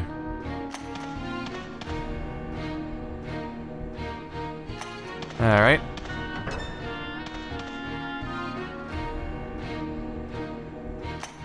I don't think I know where I'm going. Alright, well, at least we're fighting stuff and grinding, I guess. So I think that maybe the first... I think that there might be... It might actually be a good idea to take Brotherhood and just re-edit it. I think... I don't know if it'll fit, but I think there's chunks of Brotherhood that would actually be better if you actually edited content from the original anime into it instead of most of the early show. Because the early show is so rushed that it's rushed in a bad way, because they rushed all the early stuff for the sake of trying to get to the part that wasn't already covered by the previous anime. But as a result, it makes that beginning of that anime a worse show, which they're shooting themselves in the foot, which is kind of rough. I can almost imagine people starting with Brotherhood and then being like, why does the story kind of suck? Because they're just moving so fast and everything's so poorly developed and entire story arcs are just coming and going so quickly. They're saying I missed something in the bottom left corner of the map.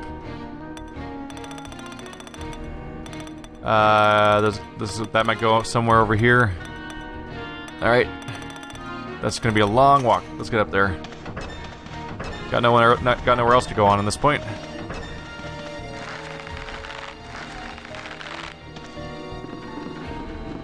I'm not bothered by changes of art style that much, even if it does look a little different between the two versions, because anime just changes its look oftentimes while you're watching it. Especially the manga source materials, wow. You look at the first ever issue of Naruto, and then skip ahead to later issues of Naruto, and you're like, this is just straight up drawn differently. Or even in a Western sensibility, I read The Walking Dead, and in The Walking Dead, it is very much... It just doesn't look like the same show anymore. It doesn't look like the same comic anymore. It's so ridiculously different now that it's actually kind of hilarious. Not that I don't like any of the art styles of the Walking Dead comic, unfortunately. There we go. I can fight you. Now the murder. Thanks for your participation. In the hole we go.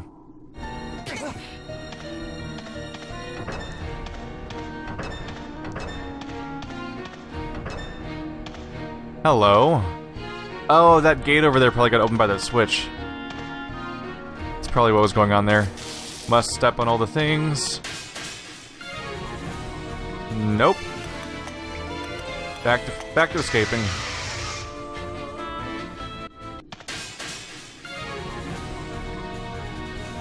We should be able to fight these guys.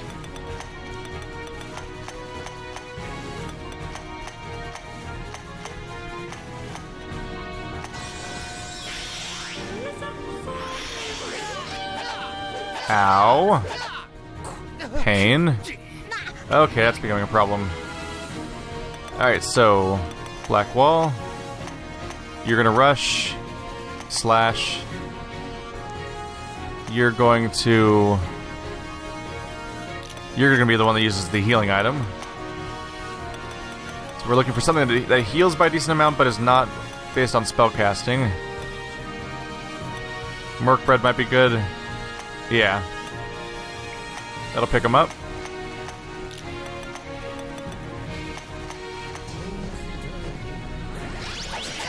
Let's keep it going.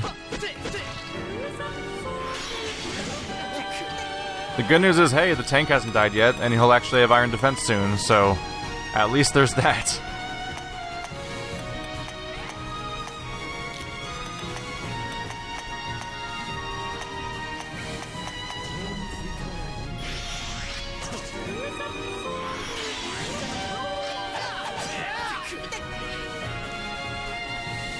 I also have animes where I have mixed feelings, where I'm like, I like the concept of the anime, but its execution's kind of a bummer sometimes.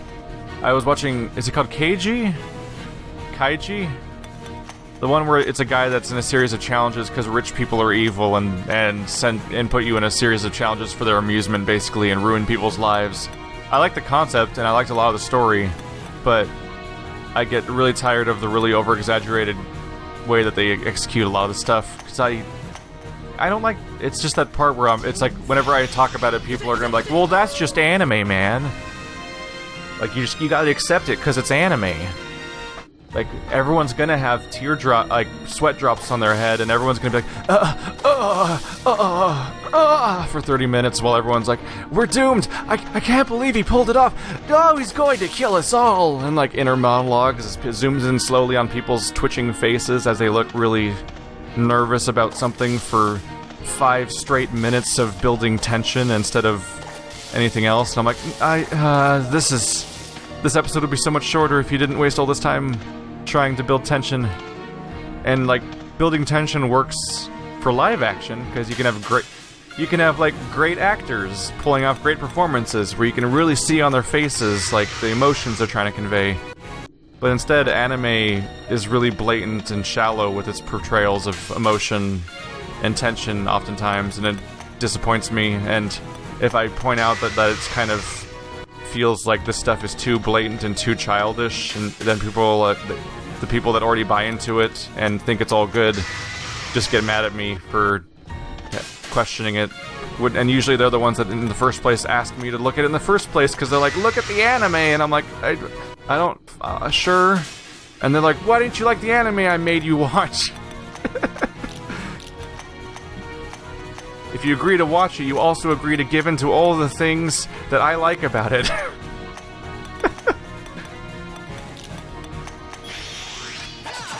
Here we go. Let's rebuild our morale over a few rounds. Alright, we're gonna need to heal again. You're gonna rush, slash. You're gonna use another healing item on him. Oops.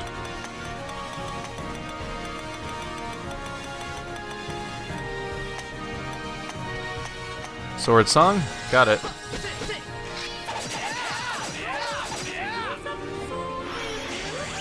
Oh yeah, whenever I talk to somebody who's a little bit more reasonable about their opinions of anime and will just be open to any of the faults that are involved, they absolutely blame all of the problems anime has on basically the Japanese audience being really shallow and shitty and ruining the genre by only popularizing the really terrible stuff in the first place.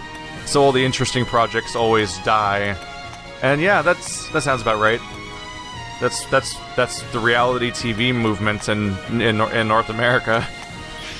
It's like, hey, let's popularize the really crappy stuff that's cheap to produce and really pandering and garbage and not interesting. But hey, it's easy to do and it's effective, so I guess we'll do it forever now. And that's how reality TV happened. There we go.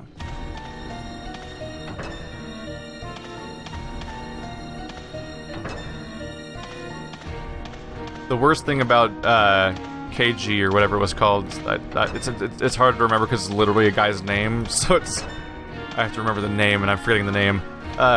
What's really rough is it had 20-minute episodes, which is normal for anime, but that meant that they'd spend the whole episode doing tension, tension, tension, tension, tension, tension, domo, zoma, zawa, zawa, zawa, zawa, because they would say zawa over and over again to literally do, like, what I think is supposed to be onomatopoeia of some kind in Japanese for, like, tension, basically, and they would waste so much time building tension that the episode would end, and then the next episode would have to start, it'd have a previously on, but then on top of a previously on, it would then also just start explicitly redoing scenes like the previously on would happen, then after the previously on, the episode itself would also feature stuff that happened in the previous episode, and I'm like, why are we still doing previously on? And then the episode's like half over by the time they're done recapping things that have happened last time, and then the new stuff is all zawa, zawa, zawa, and I'm like, I need an abridged version of this damn show, like, right now, because I like the stuff happening in it, but holy shit, I just need somebody to edit down to be 1/3 as long, because a whole season of KG could be a movie that's like 2 hours long.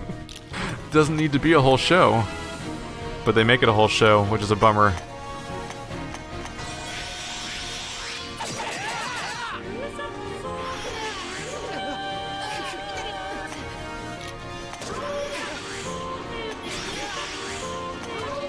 Here we go.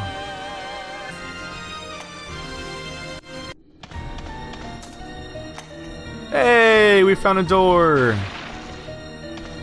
It's a miracle. I'll see where the other one goes to, though. Nope, one-way door that leads back to the beginning. Hey, we have a quick exit, if we need it. Alright. We've got paths to take now. Last time on Dragon Ball Z. Somebody screamed a lot. And then someone said they were going to kill everyone. They didn't kill everyone. Next time on Dragon Ball Z. Oh, these two places were connected. Weird. I didn't expect them to connect to the same spot.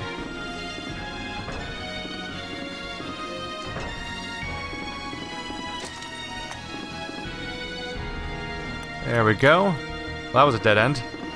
At least I feel like I'm progressing, and we unlocked a shortcut, I think. Oh, it's a one-way shortcut, though, isn't it? Yeah. We gotta find a way to get that gate open, and then we'll have serious progress, where I don't have to do any of the, weird stuff. I will say, so far, I'm at least a little happy that this place is, at least this place has level design? That sounds really mean, but oh no, that's a one-way door. Oh, I can just go to the other one, it's fine. But seriously, like, so many of the dungeons in this game have just been like, look, hallways! Go through that hallway. Alright, it's over now. Like, it's just hallways looping and going on forever, and it's like, it goes into what I was talking about before with JRPGs and kind of just feeling like filler. Which was a disappointment to me, because what I like about dungeon crawlers is the dungeon crawling part. So I kind of like the fact that I got a little lost, and I'm like, where do I go now? And there's these weird passageways and looping environments, like, you actually have to navigate this environment, which has not felt true for a lot of the environments I've encountered in these games. So that's neat. Should I do anything? I could use Soul Blast to hurt them with my health. How much damage does that do again? And is it healed immediately by the Holy Prayer, I wonder? She hurts herself for 24 to do actually pretty good damage. Ow. But then it gets healed by Holy Light. That actually is not a bad idea. Huh. Let's see. Black Wall. Yeah. Hey, our mage can hurt people. Just gotta keep a close eye on her health to see if she gets surprisingly injured all of a sudden. Let's see.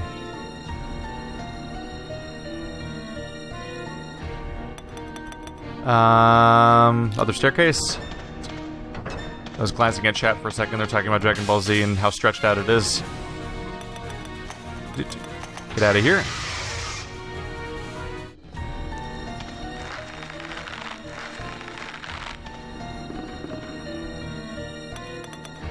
Oh yeah, stretching out stuff is not specific to Dragon Ball Z. Western stuff does it. Fucking Walking Dead. Ah! I can... Oops. Wait, this is just somewhere I've been before, right? Yeah. Conceptually, I like Walking Dead, and its comic storylines, at least, if not the actual writing of the dialogue or the actual art, necessarily. I enjoy the storylines of the comic. And the adaptation, at times, is great, and at times is really not.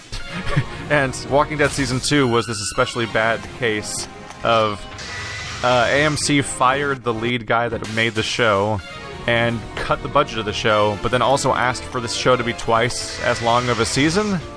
So, infamously now, Walking Dead Season 2 is just is known as the season of With the Farm, because they spend an entire season on a farm, just being on a farm. Like, we gotta defend this farm, or we gotta let this guy make us, we gotta get this guy to make us, I lost the sense completely. We gotta get this guy to let us stay on this farm, because it's dangerous out there, and this is a nice walled-off safe place. And then you read the, like, it's like a 12 or 13 episode season, and it's like baffling how long it is, and how nothing happens in entire episodes.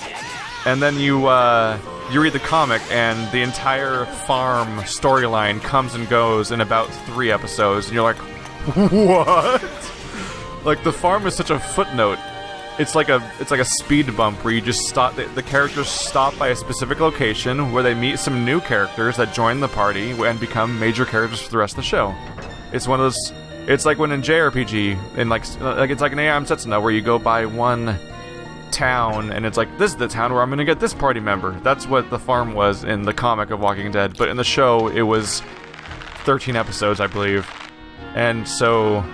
At that point, the previous season was only 6 episodes long, so that means that something that was only like 3 episodes long in the show, it was only 3 episodes long, it was only like 3 comics long in the comic book, but it was like, I want to say, at least 12 episodes straight in the show, so something that was only 3 issues long in a comic that at that point was like 50 comics long already, was at that point 2/3 of the existing television storyline. Because if you take one storyline and stretch it for 13 episodes when the previous season was only 6 episodes, then that means that 13 episodes is now 2/3 of the entire show. That's no minor thing. That's a big deal. That's a horrible mistake. I opened the gate, everybody. I opened the gate. Yeah! Woo! Progress. I'm just gonna get out of here. And recover people, and heal, and level up. Well, not level up necessarily, but I'm gonna go back and get my energy back and save now that I got that. And be happy that it's progress made. He's almost level 20. I mean 10. Then he'll have his proper defense stat. But yeah, I'm one of those people who will actually defend the Walking Dead show in its current form, but Season 2 was an indefensible train wreck nightmare. That should have never happened. And you can seriously mostly skip that entire season and not really miss out on much storyline aside from wondering where some of the characters went that died. Which, you know, fair point. Of course Shane's the best character in Season 2. Shane's played by the best actor in the show. Seriously, I don't remember his name right now, and I don't really want to bring up IMDb in the middle of a series, but Shane from Walking Dead is played by an actor that has now been amazing in every single movie he's been in for the last, like, freaking... I can just take you on my other weapon. There we go.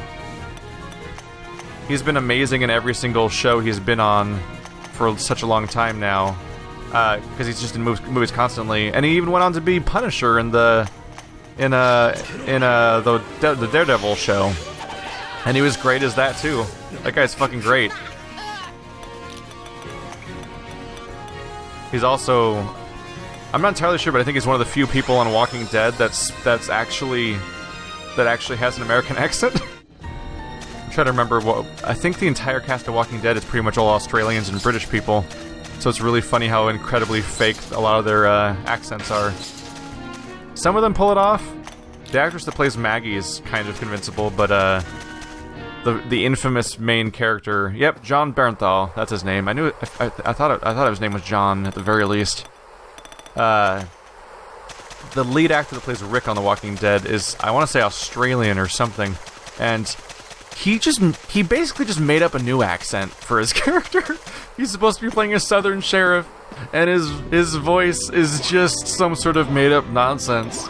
And so that's why you always hear jokes about, like, choral and stuff like that, because he just says sounds. A lineage type has reappeared. Cool, I've made negative progress. Thanks for telling me that, game. That's what I want to hear. Let's sell our trade items. I love being told that I've made less progress than before. Let's see, how are we doing on... let's just stock up on antidotes. Why not? I don't necessarily use money very much in this game, except if I want to save up a ton of it to, if I save a bunch of it, I can use it to, skip the res process for reviving people, but that's a nightmarishly slow process, too. You have to throw away so much money at that point. There we go. Where was I going? Back in the Monument of Metal. In we go. Alright, so we've unlocked a door finally. At long last. And I forgot to change this guy's weapon. There we go. Now he shouldn't be taking damage on the walk.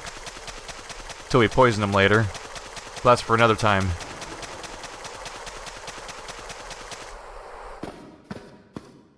There we go.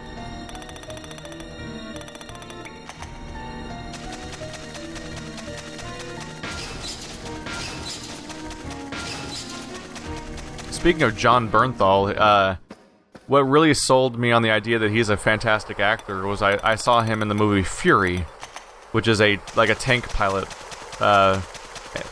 movie. I believe it was World War II, and it was filled with a whole series of fantastic actors and really great performances, and it's a really hard to watch film because of how awful the whole thing feels, but for intentional reasons, because it's a World War II film. And John Bernthal was kind of stole the show with how he portrayed his character, and he's great in Wolf of Wall Street.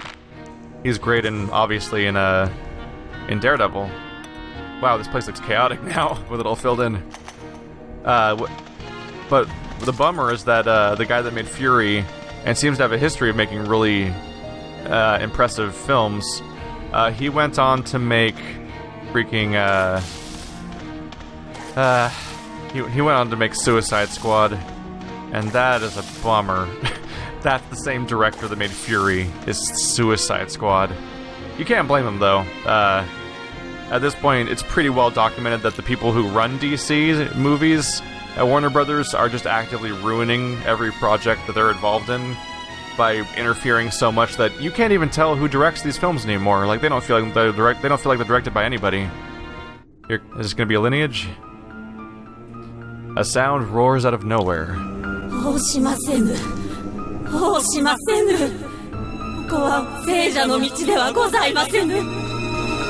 Shit, it's gonna be immortal, isn't it?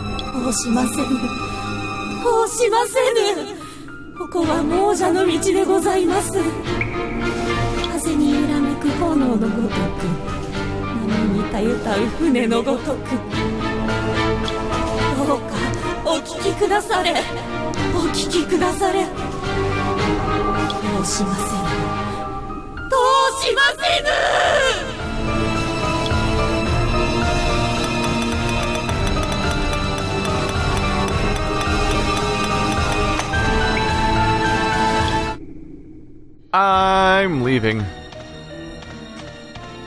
Let's see. Going by the one lineages types. Oh, that's where the new one showed up. Respawn. Princess of Plants. Let's see here. Yeah, you're gonna be a ghost, aren't you? That's gotta be you. Yeah, I'm not gonna be able to fight you. Crap. Crap.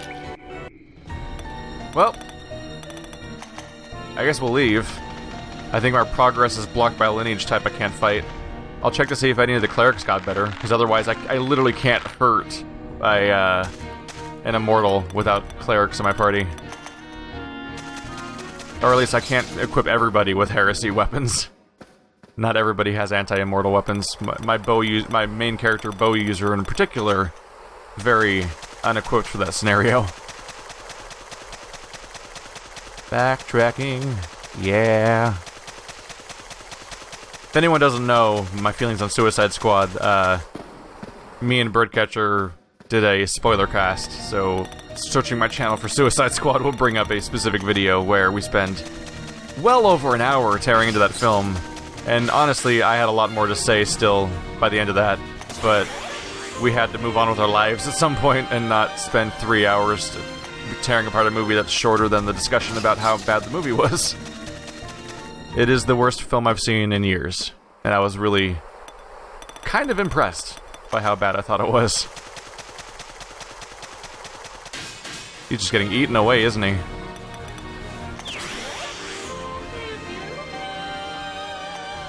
I would use the Holy Light Miracle, but none of these characters are going to survive a round of combat. It's easier just to leave.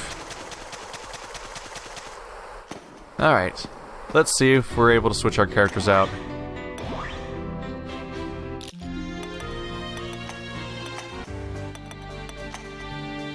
How are the clerics doing? Look at people leveling up. Look at you! How far are you? Life points. It's only another day? Wait, is he recovering from death? Oh yeah, he's probably recovering from death, not his life point, unfortunately. You still need to recover your life point, so we'll get you on that. Oops. Revive. There's revive. Let's see, recover life points. That'll take 7 days. You leveled up.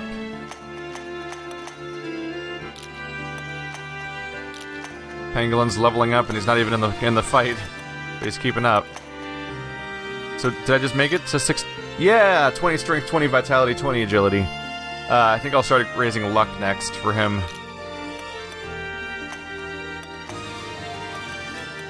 There's seriously been more level ups outside my party than in my party, hasn't there?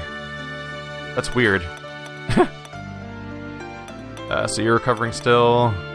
You're just waiting here. Nope, you need your life point.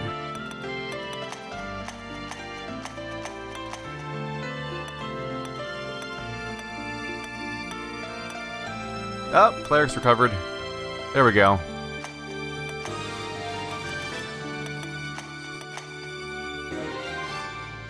Hey, she just learned to exchange mana. That's a nice skill. Alright,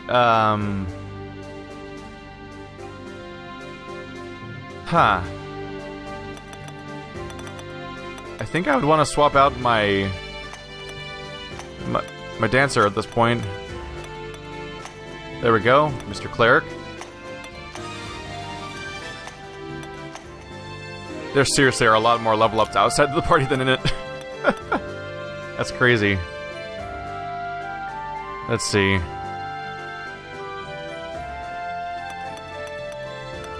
Everyone's doing fine, or in the process of recovering, so that's all up to snuff.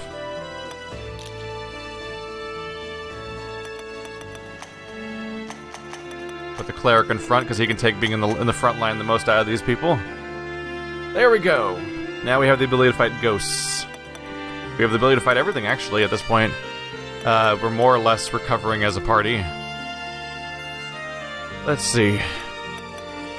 Make sure he's wearing equipment, because he's probably not. Yep. The old Matic. That's a sad little weapon, isn't it now? Could give you a mace, but you're in a back row anyway. I mean, it would help if he ever gets in the front row somehow, I guess. Top priority is just to have him healthy and able to keep everyone good.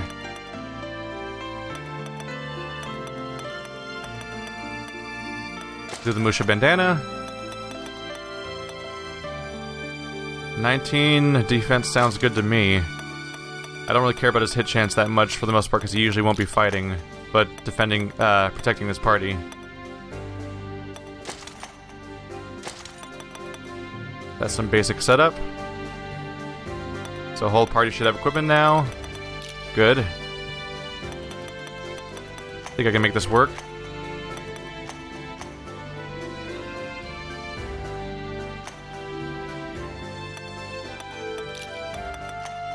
Chat saying the other cleric needs our life points. They must have said that before. They must have said that before I started recovering them. Probably just an old comment. Alright, we're good to go. Back to the Monument Metal. Let's go fight a new boss.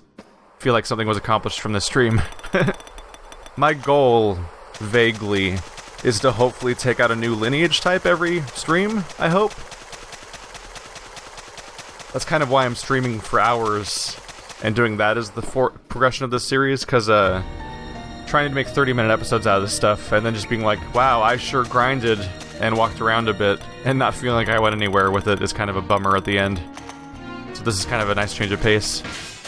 Ah! Guys, you don't matter. Go away. This goes poorly for you. This goes very poorly for you. But I'll set up my basic cycle here, just so I can use Y to get through the rest of it after here. That's a lot of enemy rows. I'd be spooked if they weren't sad enemies. Oh no. You messed with my party composition. How could you? But you're not really high level. And also, I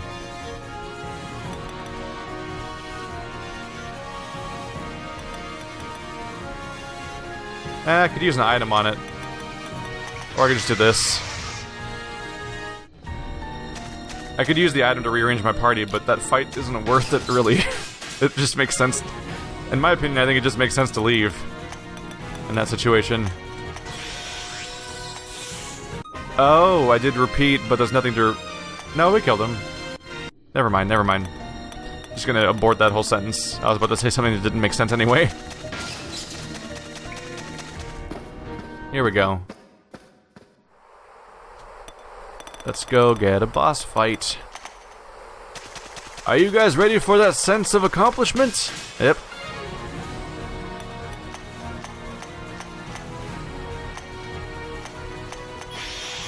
Most of my party is just standing still and concentrating or defending over and over again. There's just not much to do in this situation. Gotta save that energy for the big fights. Really wish they would give me a teleport stone to the next zone so I don't have to walk through this garbage area every time. It's literally the first area of the game, so as you can imagine, it's not... Kinda doesn't feel like it's... I should have to go through it every time. Do-do-do-do. There we go.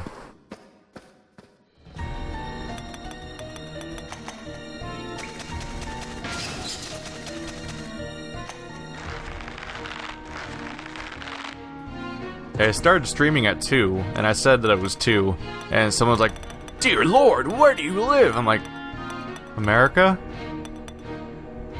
That little-known secret spot on the map of the United States? Relatively common time zone, I might say. My state has more population than most countries. Alright, so we should be ready to do a big old fight. I'm gonna want to change... Let's see.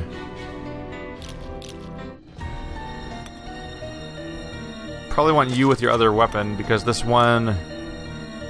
not much of a bonus, I guess, but it might still be better against this guy. Let's read about this character's stats. It might give me a tip. When people die, the gates of Hades open where their corpse lies. On that ground, they do not listen to voices. They do not listen to the voices. What? What a strange... Alright, well that's not helpful. All we really know is it's the guide to Hades. I think it's the guide to Hades, judging by the dialogue that happened. Do-do-do-do. どうしませぬ。どうしませぬ。ここは聖者の道ではございませぬ。どうしませぬ。どうしませぬ。ここは亡者の道でございます。風に揺らめく炎のごとく、波にたゆたう船のごとく。どうかお聞きくだされ。お聞きくだされ。どうしませぬ。どうしませぬ。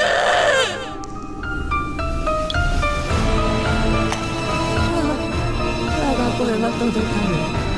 我が声は届かぬ。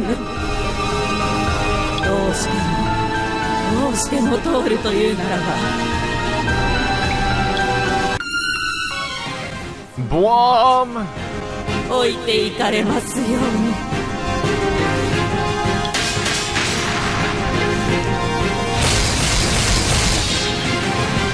Is that one enemy or 5 enemies? It almost looks like one. Oh, that's one enemy.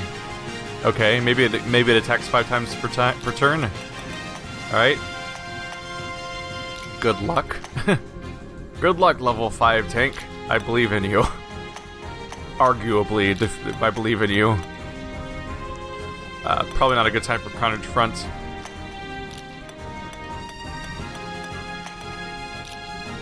There's no reason to slash at all, actually. Just attack him directly. We're gonna start off with, oh, right, it's a skill. Holy Weapon. And maybe I'll use, yeah, maybe Confine will help with the hit chance so everyone operates properly. You're gonna start off with, Enhanced Magic, so it helps you for the rest of the fight.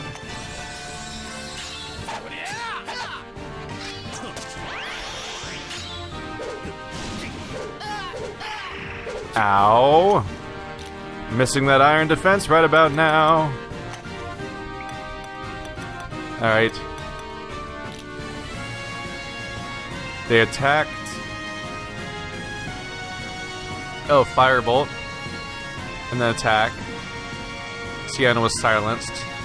So the big source of damage was 107 from a Fireball, so we're going to want to use the wall to defend ourselves at this point. Although Black Wall wouldn't hurt either. Maybe I should hold off, because we're not going to have constant influx of resources here. I think I'll save my morale for now, and just be happy that I have the ongoing heal. Rush. Fight. Now that the Anti-Immortal is casted. Force of Void. What?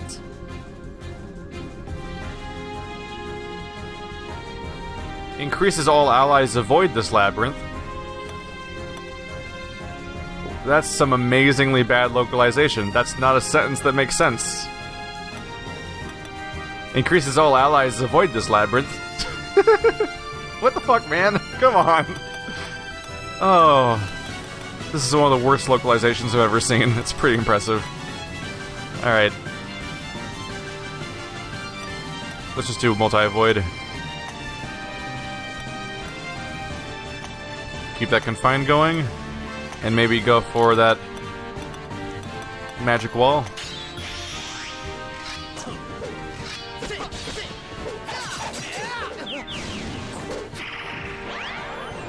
Alright, we're gonna want to heal that. Jeez.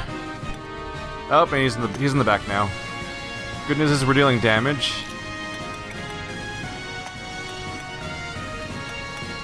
Let's see.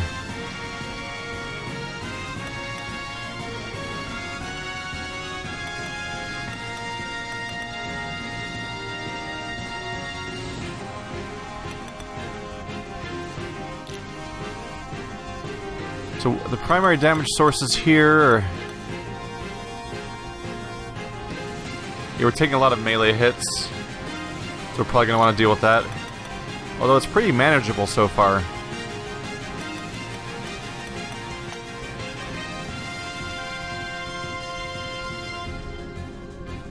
Oh, chat's saying that it increases the evasion for the duration of the entire labyrinth, as in, I assume this time we play the dungeon?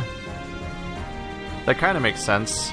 It's terribly phrased, because it sounds like random phrase gets thrown in, like, you're gonna avoid this labyrinth. It's like, you'd want to say that, like, yeah, this increases all your allies' evasion for the duration of this dungeon crawl, or whatever the hell, like some kind of actual phrase instead of just words jammed together. Let's see. Get back to where we are. So we're on our tank, so defend. Let's go for the hits. They do like to silence us.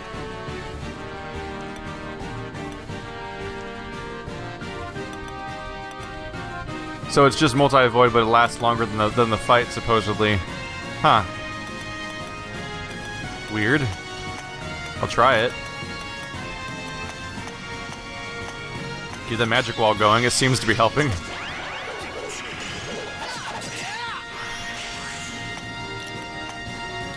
Tiny bits of oh, I really hope that fighting this guy for too long doesn't lead to the other lineage showing up for the fight being too long. That'd be rough. That would really suck, actually. I think I'm just gonna want to repeat my actions at this point, right? Yeah. More or less. We're staying healthy. Yeah.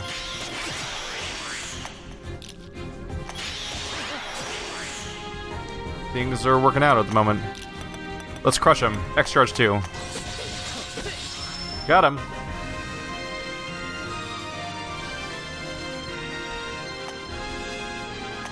Our loot is 1 clothes. The spirit vanishes into the dark. Oh. Creepy old man's back. You suddenly realize the Elder is standing, watching from the darkness. It looks like you're doing well. Impressive. Get lost. You should show some respect to your elders. I came to give you some advice. You have gained a lot of power. With that power, you can defeat the monster that lurks just beyond. That lineage type has always been hated by the people of the city. If you slay it, the people will remember you. That will make your life easier. What's your angle? Like I said, I'm just trying to give some advice. Your profit is my profit. And let me warn you, the next room is filled with deadly poison. There's no way of avoiding it, so be sure to recover often. But this is getting interesting. That guy, Kyo, who is acting like your superior, he's pretty interesting too. Maybe he might come in handy. Of course, it all depends.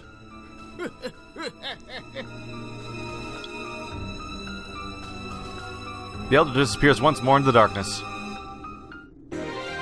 I feel like if I was a random evil old man in an RPG, I would just randomly come up to people and insinuate stuff and then leave and actually not do anything. Like there's no evil plan. It's just I'm constantly like implying there's an evil plan, and then no one trusts each other and everyone's freaking out, and it's just some random old man doing nothing. That'd be a fun character to have in a game, or in anything really. Everything looks pretty complete now, so at least there's that. Woohoo! Ailment Zone. Welcome to Land of Poison. Right, we need to change out your weapon to reduce the amount of poison you're taking. What else is hurting you? Did I put something else on you and I forgot?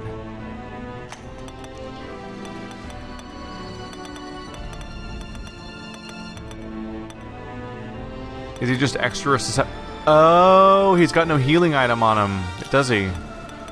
That's why. So he's the one that constantly takes the -1 ticks when no one else does, because he's just the only person who doesn't have a +1 hit point item on their character. That makes sense. I wonder if I can find one to just just to swap in.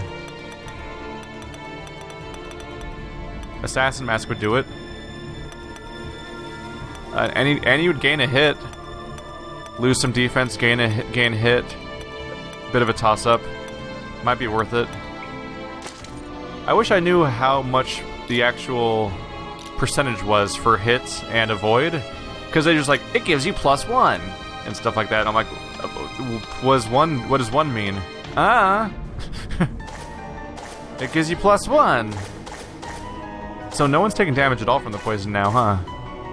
Because they have a tiny bit of recovery. It's dark in here, damn. It is dark. Up! That's actually kind of startling, because you can't see it in advance at all. Level 31s, but they're just cocoons. They've never been dangerous so far, I don't think. Holy Light. Nope. Defend. Concentrate. /1. You can go back to defending, I think. We don't need to spam avoid constantly anymore. Actually, what you should do... No? I was thinking of switching mana, but he can regenerate at least. We should really just attack every turn with you. And defend. Make a mess! This is where I find out these guys are secretly super dangerous. No, it's pretty minor. Continues to be minor. Yeah? Not super worried.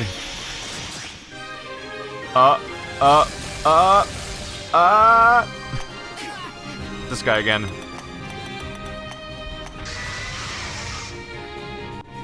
That's what I get for not attacking with my magic. Really wish I had magic to attack with. Hey, I can fight you guys now. Isn't that nice? Now that I've got the right person around. Holy weapon. Wait, what level are you guys? Oh, that's probably fine. Do a fire blast. We're gonna take our sweet revenge now that my spellcaster, my cleric's finally recovered. I forgot to use divinity. Whoops.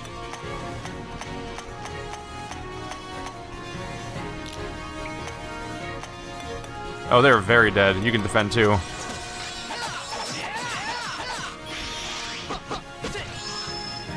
Damn. Our damage really has gone up. Those suggestions about getting rid of the minus hit items were really a game changer, I think. I really wish I had never thought that minus hit meant what it did. Because seriously, minus 1%, if it was minus 1%, who cares, right? That'd be such a small thing. And the game doesn't give you much indication that it would mean anything greater than that.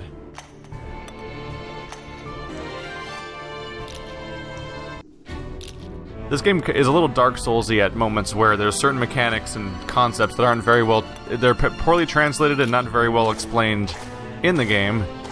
But if the game was popular, there'd be like a nice wiki somewhere where you could learn all the things that the game doesn't really teach you. But instead it's Stranger of Sword City, which... no one really cares about this game. I mean, people watching this care about this game, but it's not... There's no grand community surrounding it, so... If you don't know about something, you might never find out. Hello, look at the happy pirate captain. He just seems like a swell guy.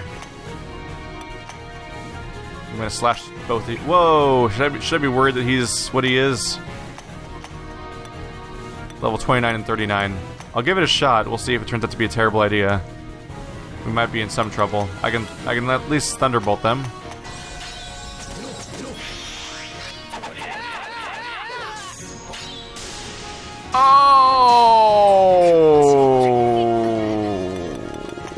Okay. Well, let's look at the message about it. Wow, yeah. Well, R.I.P.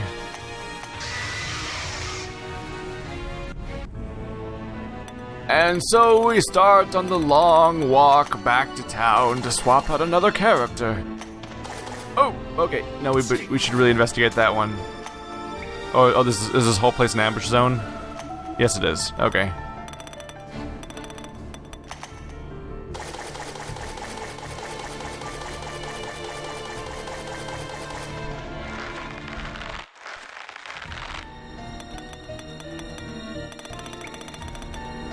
Of course, I say. Of course, I make the comment along the lines of, well, the people watching this probably care about this game, and then immediately there's a bunch of comments about people who don't care about this game, and they're just watching it because I'm playing it.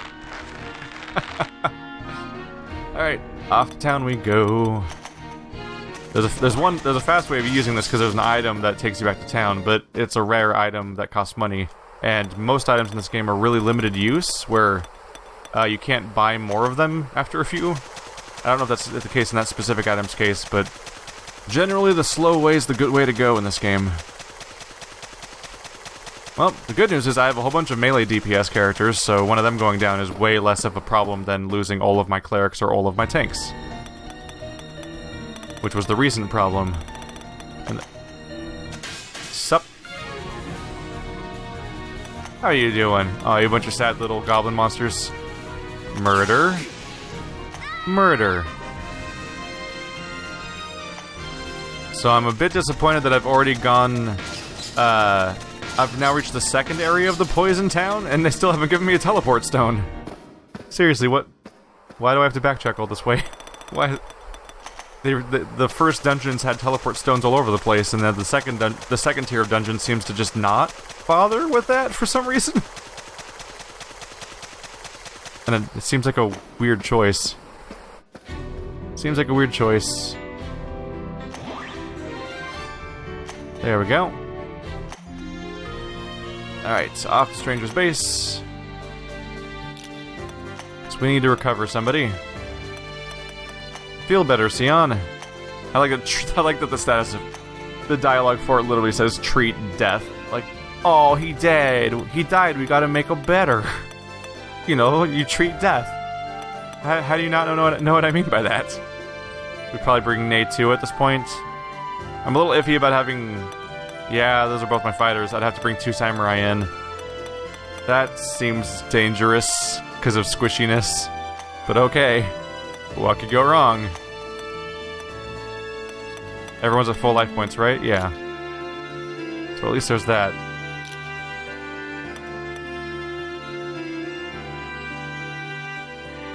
I'm gonna have to go grab more samurai swords, aren't I? Yeah. Alright. Off to storage. Let's take out my extra samurai swords.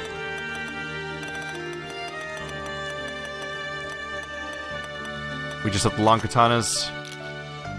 Don't have as many of those as I probably should.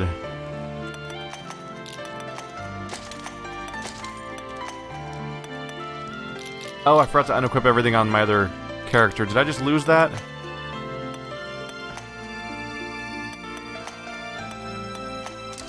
No, we can still take it all off. That's fine. Alright. I try to take all the equipment off people that are recovering because I don't have a ton of items, and sometimes the best stuff is just to, the best idea is just to swap things between them. Assassin mask. I don't know, that actually that avoid's kind of garbage, isn't it? Yeah, Thief's Feather is the obvious choice here.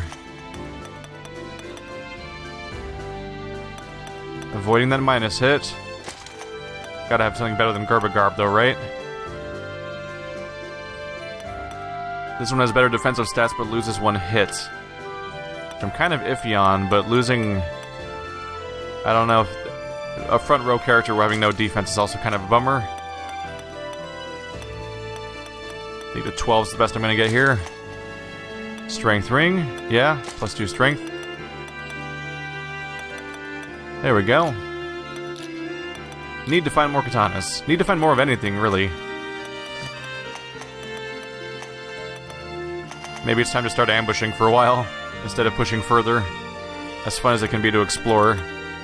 Maybe I'll close off the stream by just doing some ambushes for a while instead. Everyone should be fully equipped. Yep. Alright.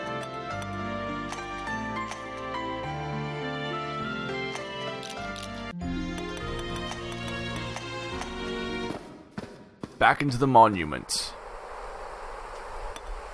The monument of auto travel is really what it is at this point. Here we go. Oh yeah, right, I always want to call them monuments, but they're mausoleums. I always forget about that. The Mausoleum of Metal is such a cool name, but its effects are diminished somewhat when you then go on to call every other level in the area the Mausoleum of Forests and the Mausoleum of other things. Like, it's only cool when it's not surrounded by other things that have the same name as it. Like ninjas. It's the ninja problem, where one, like, getting one ninja, good. Multiple ninjas, not good. You got Iron Defense, right? Tell me you got Iron Defense. I didn't miss that. Because you're level 10, right? Yeah, you're level 10, we're good. Yay!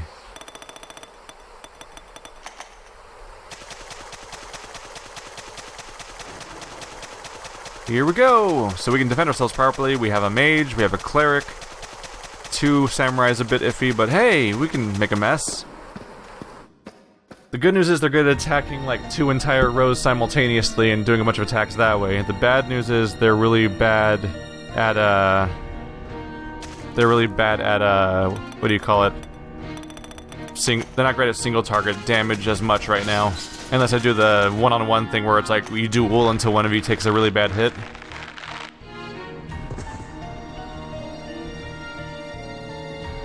Oh, Bird just canceled on the podcast, so I don't know if we'll do a podcast today or not. Is that the only ambush spot I found? I probably was just failing to find them to an extent. Upstairs has more. Let's go do some ambushes. Good old grinding time.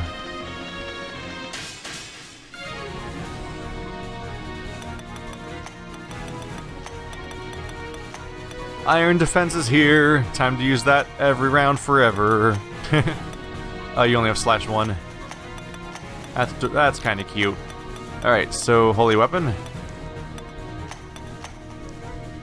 And probably just defend for now. We'll see if the incoming damage is bad. So many attacks. Oh my goodness. Including the piercing attacks and everything, and then we have iron defense. It's not a bad place to be. Alright, yeah, let's just repeat that. Yeah. They're not doing so good, are they?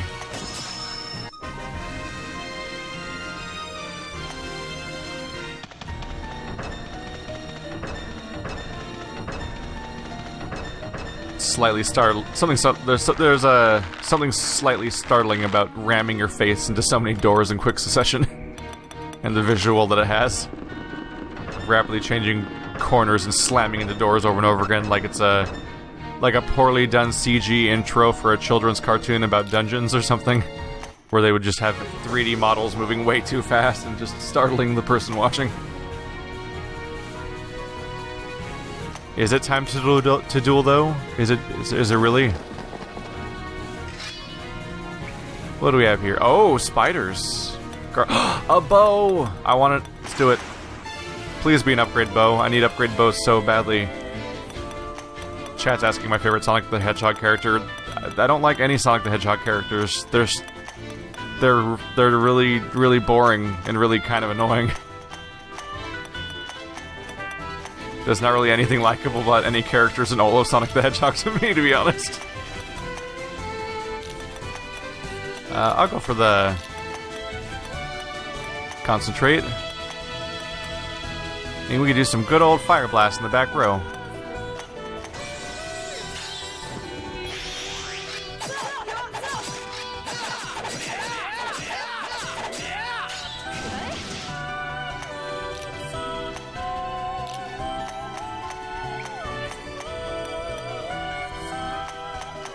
Trying to think of all the Sonic the Hedgehog characters now. Let's see.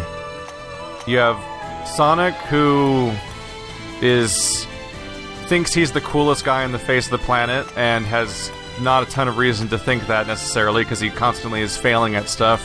Knuckles is just literally an idiot. Tails is just the nerdy kid and usually has no substance to it, really. Like, I'm gonna conveniently create all the inventions that make the plot go forward and the whatever. But I'm also often tied to losing the Chaos Emeralds again. I'm so great. Amy is basically not even a character. She's just an irritating person that clings on to Sonic and mostly is she's the annoying female anime character that I hate, but in the form of an animal, which doesn't help.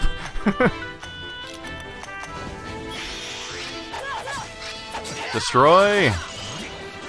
Ow. Damage taken. Oh, no, you don't. You don't get to escape.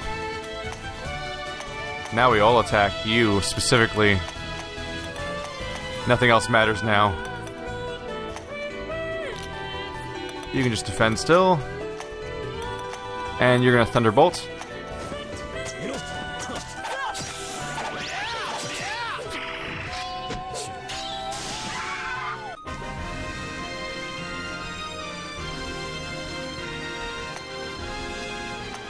What is the bow? Now we've got something to look forward to, which is what kind of bow did I just get?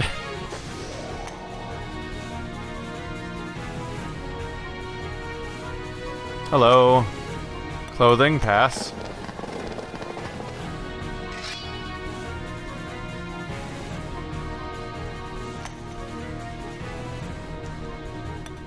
Let's see.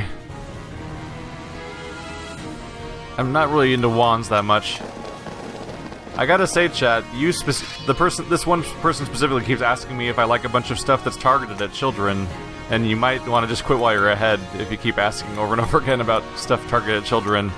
If it bothers you I don't like them, you're just gonna continually find more reasons to be bothered by things I don't like, because I'm just gonna keep not liking more things. Yeah, let's go for a wand, I guess. They're not giving me a bow this time.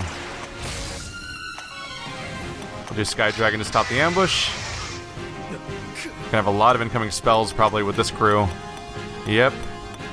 This could be dangerous. Holy Light, Iron Defense, /2, / You need to set up Holy Weapon so we can fight properly, and then we'll probably do Magic Wall to keep ourselves alive. You'll concentrate, yeah. Magic Wall, there we go.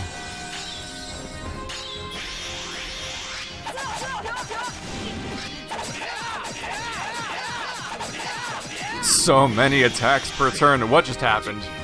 Alright, well, let's go. What happened just now to that character? Neitu was taken. They're dragged into the underworld. Oh no, what does that mean in this game? Is it just another form of a character being grabbed by a dude? Because we've had people get, like, we've had various enemies constrict party members and stuff, but dragged to the underworld has a special connotation that's a little worse. Let's see. Really probably just want to keep going. Well, you're doing /2, but you should fight at least. Because you're in the front row now, so you can attack.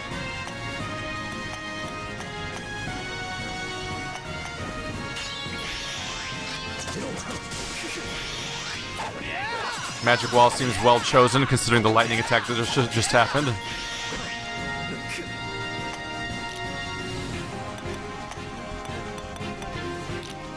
Oh no, Chad, I wasn't talking about Hearthstone. I just mean that you keep asking me if I like stuff made for kids over and over again. And I see the trend, and it should probably just go ahead and stop. It's not going to lead to better answers later. Alright, we definitely need to single target this character down, so I'm going to drop my defense just to take them down, hopefully. Keep the magic wall up, though, for the sake of us being alive. Come on, there we go. We get our loot. And my party's all messed up. Back to Iron Defense for sure. /1.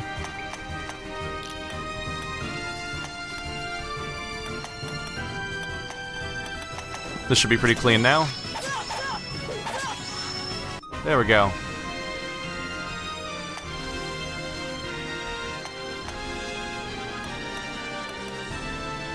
Is it an it's not likely to be any of these things, so we'll try Needle. It was not Needle. Ow! That was no joke, huh? Alright, time to spend all of our Cleric's mana. Spell... Hideo. Multi-Cure. All better. And let's try using that instance-wide one. Does it stack?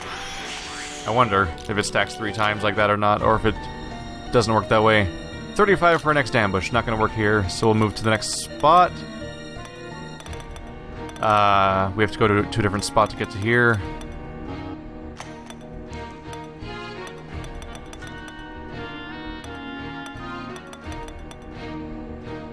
I go through here, we can get across, so that's my goal, is right here. Here we go.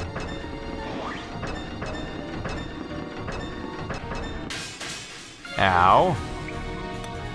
Hey, good old dogs. Haven't had an easier fight for a while. This will be straightforward.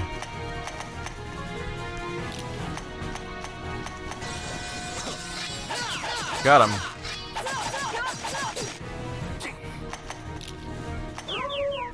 Oh, synchronized death howls. Almost makes you feel bad. We're about to level up with our main character. That's been a while. That's a big old crew. Definitely /2 in this case.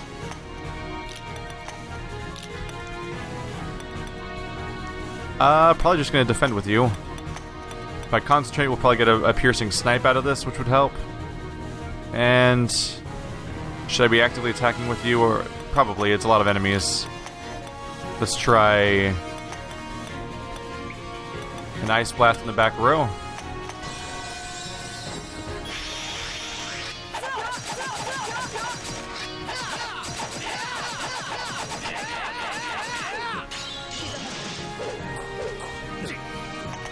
Nope. Almost lost it. How's the health looking? First party is pretty ravaged. Second party room not so much. Oh, wow, ice did not help. Okay. Might not be necessary. Except for the part where we don't want the boss fight to come by and interrupt the whole thing. But that doesn't necessarily matter too much for us either. Let's try a fire blast in the back though.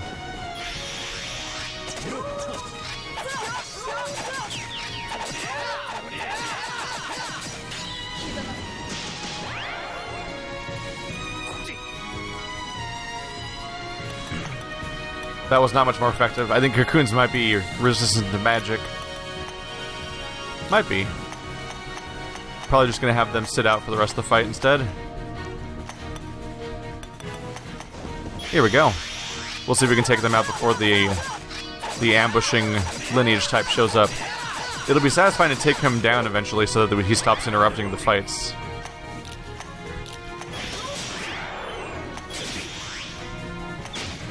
Bye!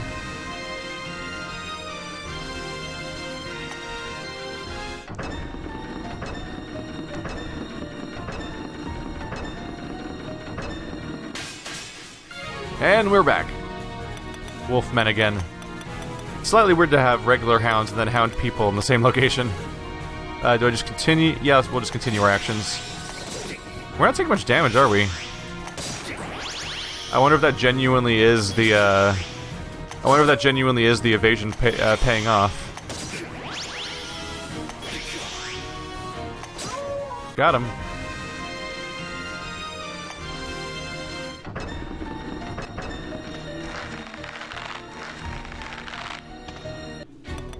What's your favorite romance in a BioWare game? I usually find them kind of boring, honestly. All romances in every game usually are really canned and awkward and not acknowledged properly, and they don't feel organic because it feels like you build up a bunch of bonus points to do bullshit. So I would say the most interesting romance in any BioWare game is probably Anders. Because you can get all lovey-dovey with Anders in Dragon Age 2. And as you might imagine, having that character be a significant other and then have the events of Dragon Age 2 happen kind of makes that an interesting story. So I think Anders wins by default just for being a part of the main story and having an impact on things, because most of the romance options are kind of otherwise... Look! There's a sex scene. There might be a few cute lines of dialogue regarding this. Did I just go the wrong way? Oh no. Was that a mistake? This place is confusing to look at, to be honest. How do I get over there?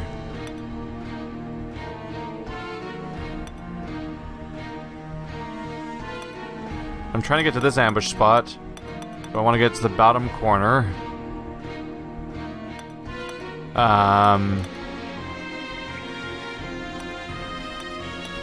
Do I want to fall in that hole? Oh, I think I wanted to fall in that hole. Whoops.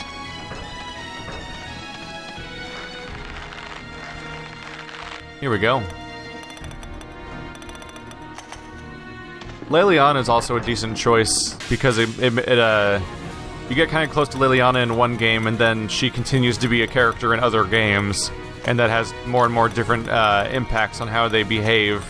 And it's like knowing that she has a specific relationship with the hero of Ferelden will then have interesting impacts on how you perceive her in other games outside of the context of the hero of Ferelden being around. Because what's kind of interesting about the Dragon Age series is that characters from those games, the side characters show up in various games, even though the main character never is in multiple games. At least not a playable character in quite the same way. So you essentially meet the same characters from the perspectives of different characters. So, and Leliana, that makes Leliana and Morgan kind of interesting because you get to see them and have them impact different people's lives. So more time spent with those characters kind of helps recontextualize some of that in cool ways.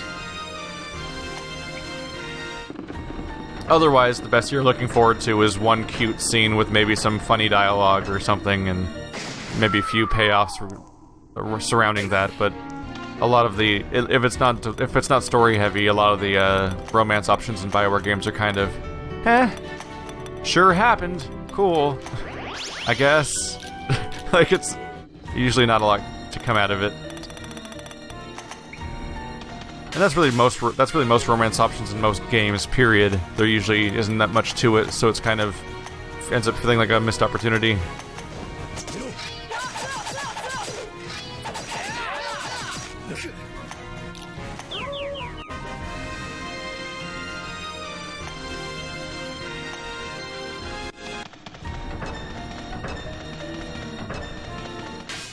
Howdy. Spirits again, alright. Definitely get our holy weapon ready. Should be good to go otherwise. There we go. They're going down pretty quick at this point, actually. Gotcha.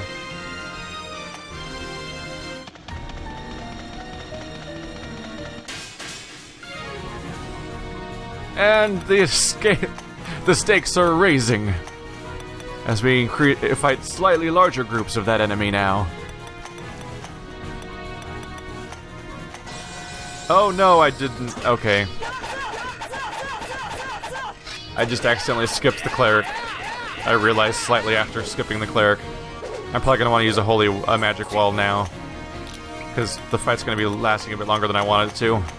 And the spells could get dangerous. Holy weapon. Magic wall. There we go. Wow, that damage is no joke, huh? Wow. Okay. We won't need to use another holy wall, a magic wall, because I'll be able to just attack them directly at this point. And they're so close to going down it won't matter. She'll just defend and save some energy. I keep hoping the cleric will restore his energy a little faster, just so I can send his over to the wizard. Crap. I really should level up my characters. I've been waiting for the auto path to end, but the fights have actually gotten pretty frequent. The slashes are pretty good for dealing with these mobs. They just won't be great for dealing with a boss if the boss is just on their own, due to the lack of ability to attack the same character repeatedly without having the added penalty of dealing with that chance of getting hit back with the Carnage front. I will just have you attack normally, honestly.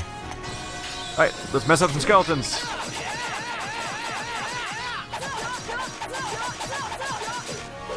Oh, that's actually a good point, chat. Yeah, Garrus is actually a fantastic romance option in Mass Effect 3. Usually if there's someone they're gonna nail, it's gonna be, and I did not mean the double entendre that I just walked into, but if they're gonna nail a character with their writing, it's usually gonna involve characters that have been in multiple games in a BioWare game. That has a big impact on the overall effectiveness of what they can do with the character. Because some don't have as much time to develop over less time. That's why it was such a joke when I played Technomancer. There was so little depth to the characters that when it was time to do romance options, I was just kind of baffled, like, are you serious? Like, oh yeah, I'm suddenly way into you, let's go fuck in your shack. Because, like, you did 2 side quests for somebody and talked a little bit, and then suddenly just like, boom, flip coin and now we're fucking. And I'm like, what? I'm like, why are we fucking? What? Where'd this come from? Let's go get a bow or something. A hat. Let's go get a bow, please. Because I don't trust the current bow to be good. So I'd love to roll this dice again. Or a samurai sword. I could use more katanas, honestly. Alright, well, I'm probably gonna get ambushed now. Hi. A fist weapon. Really? Can't do it a little better than that for me. Fist weapons, come on. Can I keep passing? I didn't know I could keep passing like this. Oh no, I can't. Not anymore. Alright, well. Gonna have to fight these guys and they're gonna get the drop on me probably. Yep. But I have Sky Dragon, so who cares? There goes the ambush. Level 25 and 27 Wraiths, not much of a big deal really. Holy Light, Iron Defense. You're gonna use Slash 2 because you can attack everybody, but you're just gonna attack her directly because there's no reason to use Slash against one target. You're going to use Holy Weapon. You're also gonna target. And you can probably just hang out, honestly. They're kind of low level as far as enemies go in this game. So I'm not super concerned right now. Oh, they're grabbing people. But they're also about to die. So there's that too. Case in point. Bye.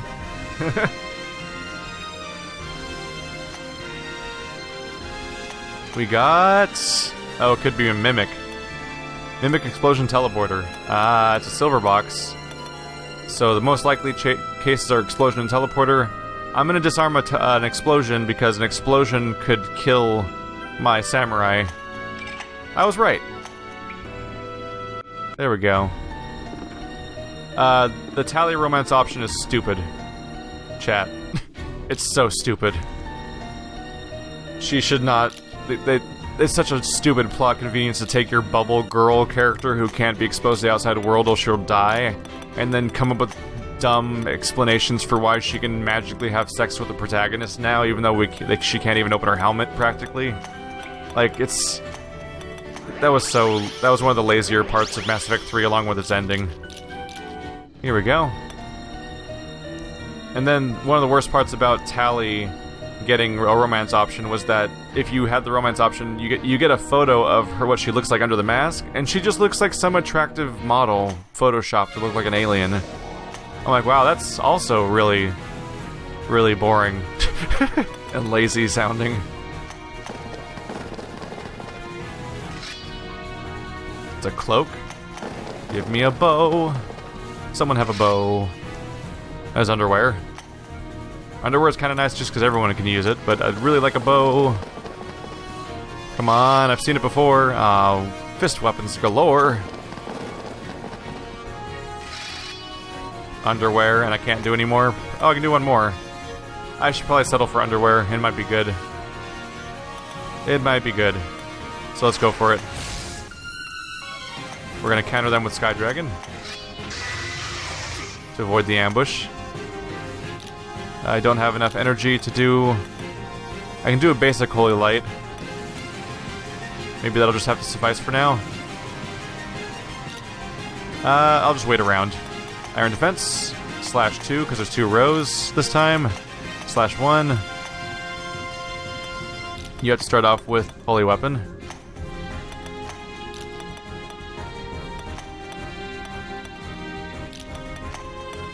We'll go for the Concentrate. And you are going to start blasting. Force Magic. Protects protects against magic for this entire labyrinth. Taunt stronger enemies. Okay, weird that one's not a whole labyrinth one, considering that's how Force seems to be used as a word so far. So you also have a character that can protect the entire party against magic. That's interesting. That's interesting. Let's see.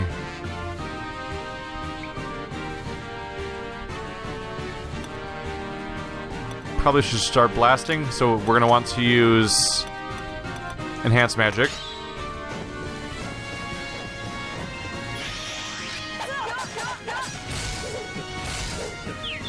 Oh, you're stunning my tank. It's not really something I want, but they're not. I don't think there's really really melee-focused enemies to begin with. There's Holy Light too.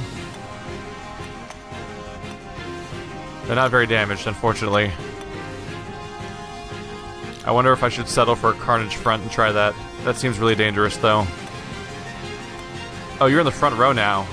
Depth perception... The, perception and depth's kind of all off. Let's see.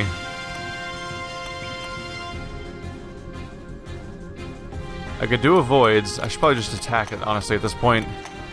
Since I'm in the front row. You can snipe. We're going to try to take out one of the illuminators. And we're going to fire blast them.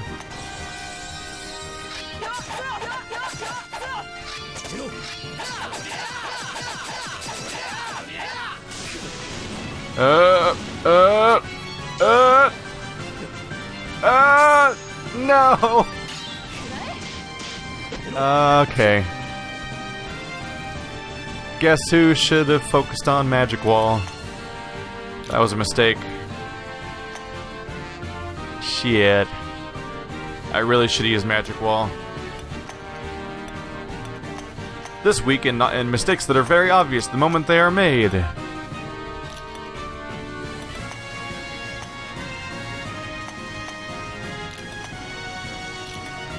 Yeah, let's save who we can.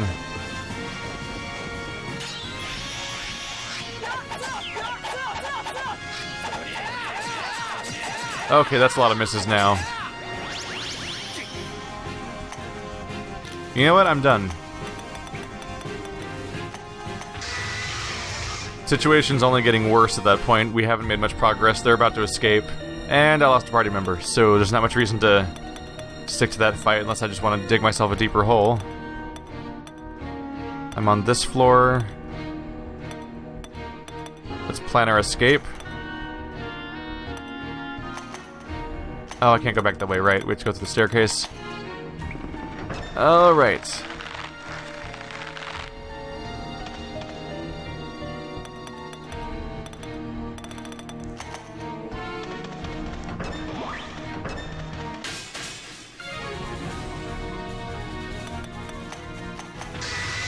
Here we go.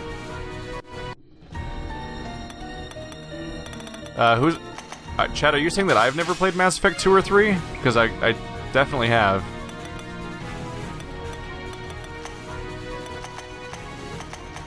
I don't know why I ran away the first time. I just reflexively... I think I was glancing at chat, and I was like, I just reflexively tried to run away from a fight when I got to it.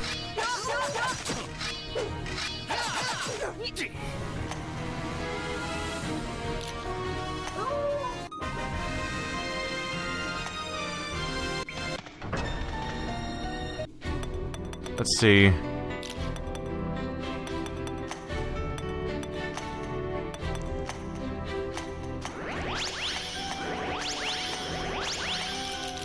Should have taken care of that a little sooner, obviously.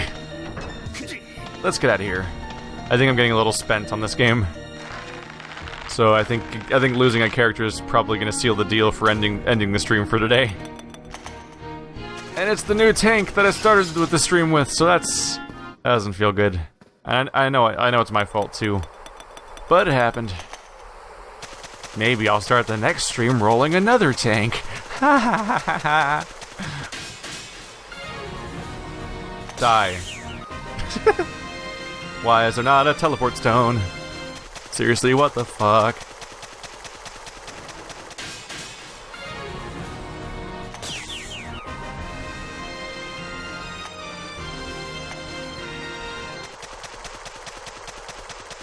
The funny thing is that character, when reverted to black and white for being dead, kind of looks the same. Which is kind of funny to me. He almost doesn't look dead except for the part where he's in the back row with 0 health.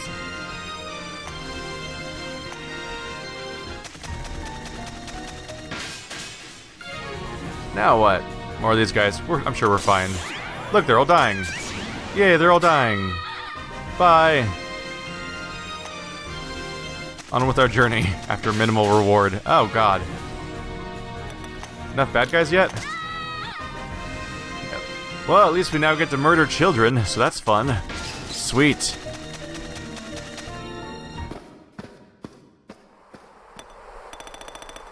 Apparently Birdcatcher can't podcast because he lost his voice. How do people lose their voice all the time? I can't relate to that concept. I think I lost my voice when I was 5 years old, and then it just never happened again. So, like, I'm not familiar with the... Oh, please be good. That sounds like a good thing. It's called Gilius's bow. That's probably good. We have to wait for it to identify everything else first, though. The Flame Emperor? That also sounds cool. And the Earth Emperor, plus 11. Hello. Earth Emperor, plus 11, 59 times 1. 6% spell enhance, and it's intelligence-based. What are you? Ho! Ho ho! Yes! That's exactly what I wanted. Strider just got a bow that not only does twice as much... Jesus, yeah, it does twice as much damage as his current weapon, and it works against both Immortal and Spirits, so now he can just fight everybody. That's exactly what I was hoping would happen. It's a plus 13 version of like a unique bow or something. That's fantastic. You also get a new bow, a new rod. Does like 4 times the damage because we've had bad drops across the board, really. And also gives 6% bonus spell enhance, and it works against Immortal and Spirit. And it has a use that you can use to get multi-slow. That one gets used for Fire Blast. Oops. 6% spell enhance, that's a big deal. Now she's at 23% spell enhance. Damn. Alright. This game is very, very reliant on having good luck with loot drops. And finally I got some loot drop. I'm grateful for that. Alright. I'm gonna strip that character again. Enjoy your recovery. We got $500. Treat death. Oh! Oh! Look at that! He's back! He's got two life points. Well, didn't that work out oddly perfectly? My favorite tank is back. Alright. Do-do-do-do-do. Now this is a good party. Nade 2 is a little underleveled, but aside from that, this is a pretty good party now. Yeah. Let's see. Let's get you equipped. Gilius's shield's probably the go-to here. I don't know.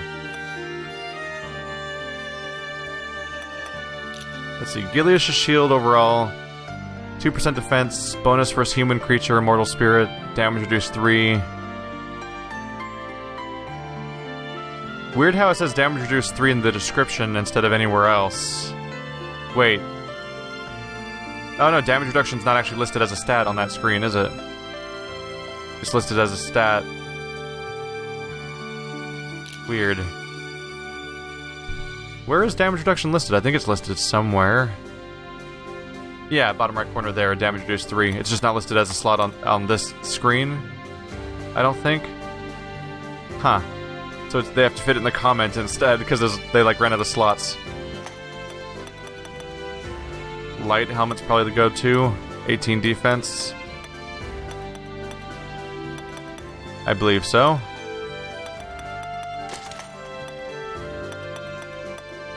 The Holy Breastplate. 2 hit points per turn. Bonus first immortal. Might be some good avoid combos there. That's probably reduced hit, but they usually don't need hit so much. Bonus defense might be worth it. Although this has no spell and this has 3 resistance. We gotta get that luck stat up next.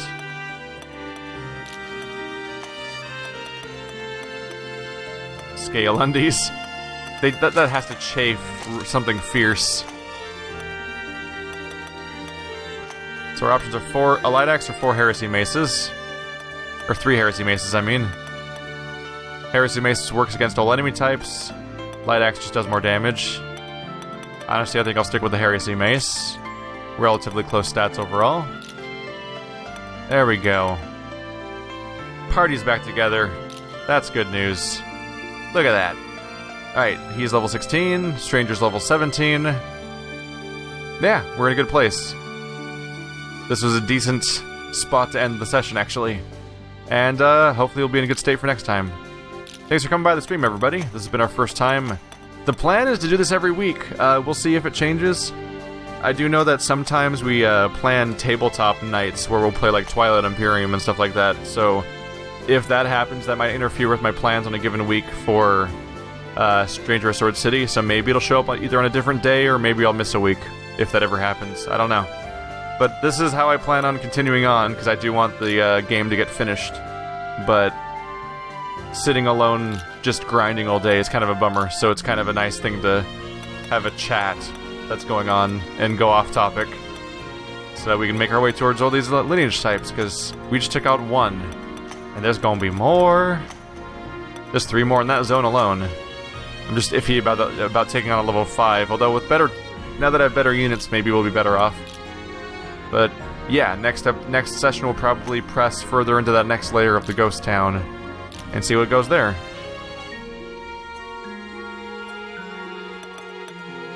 Wait, does that actually work? There's no way. What the fuck? That actually works? So Gilius' shield with all of its defense can be used as a main hand weapon.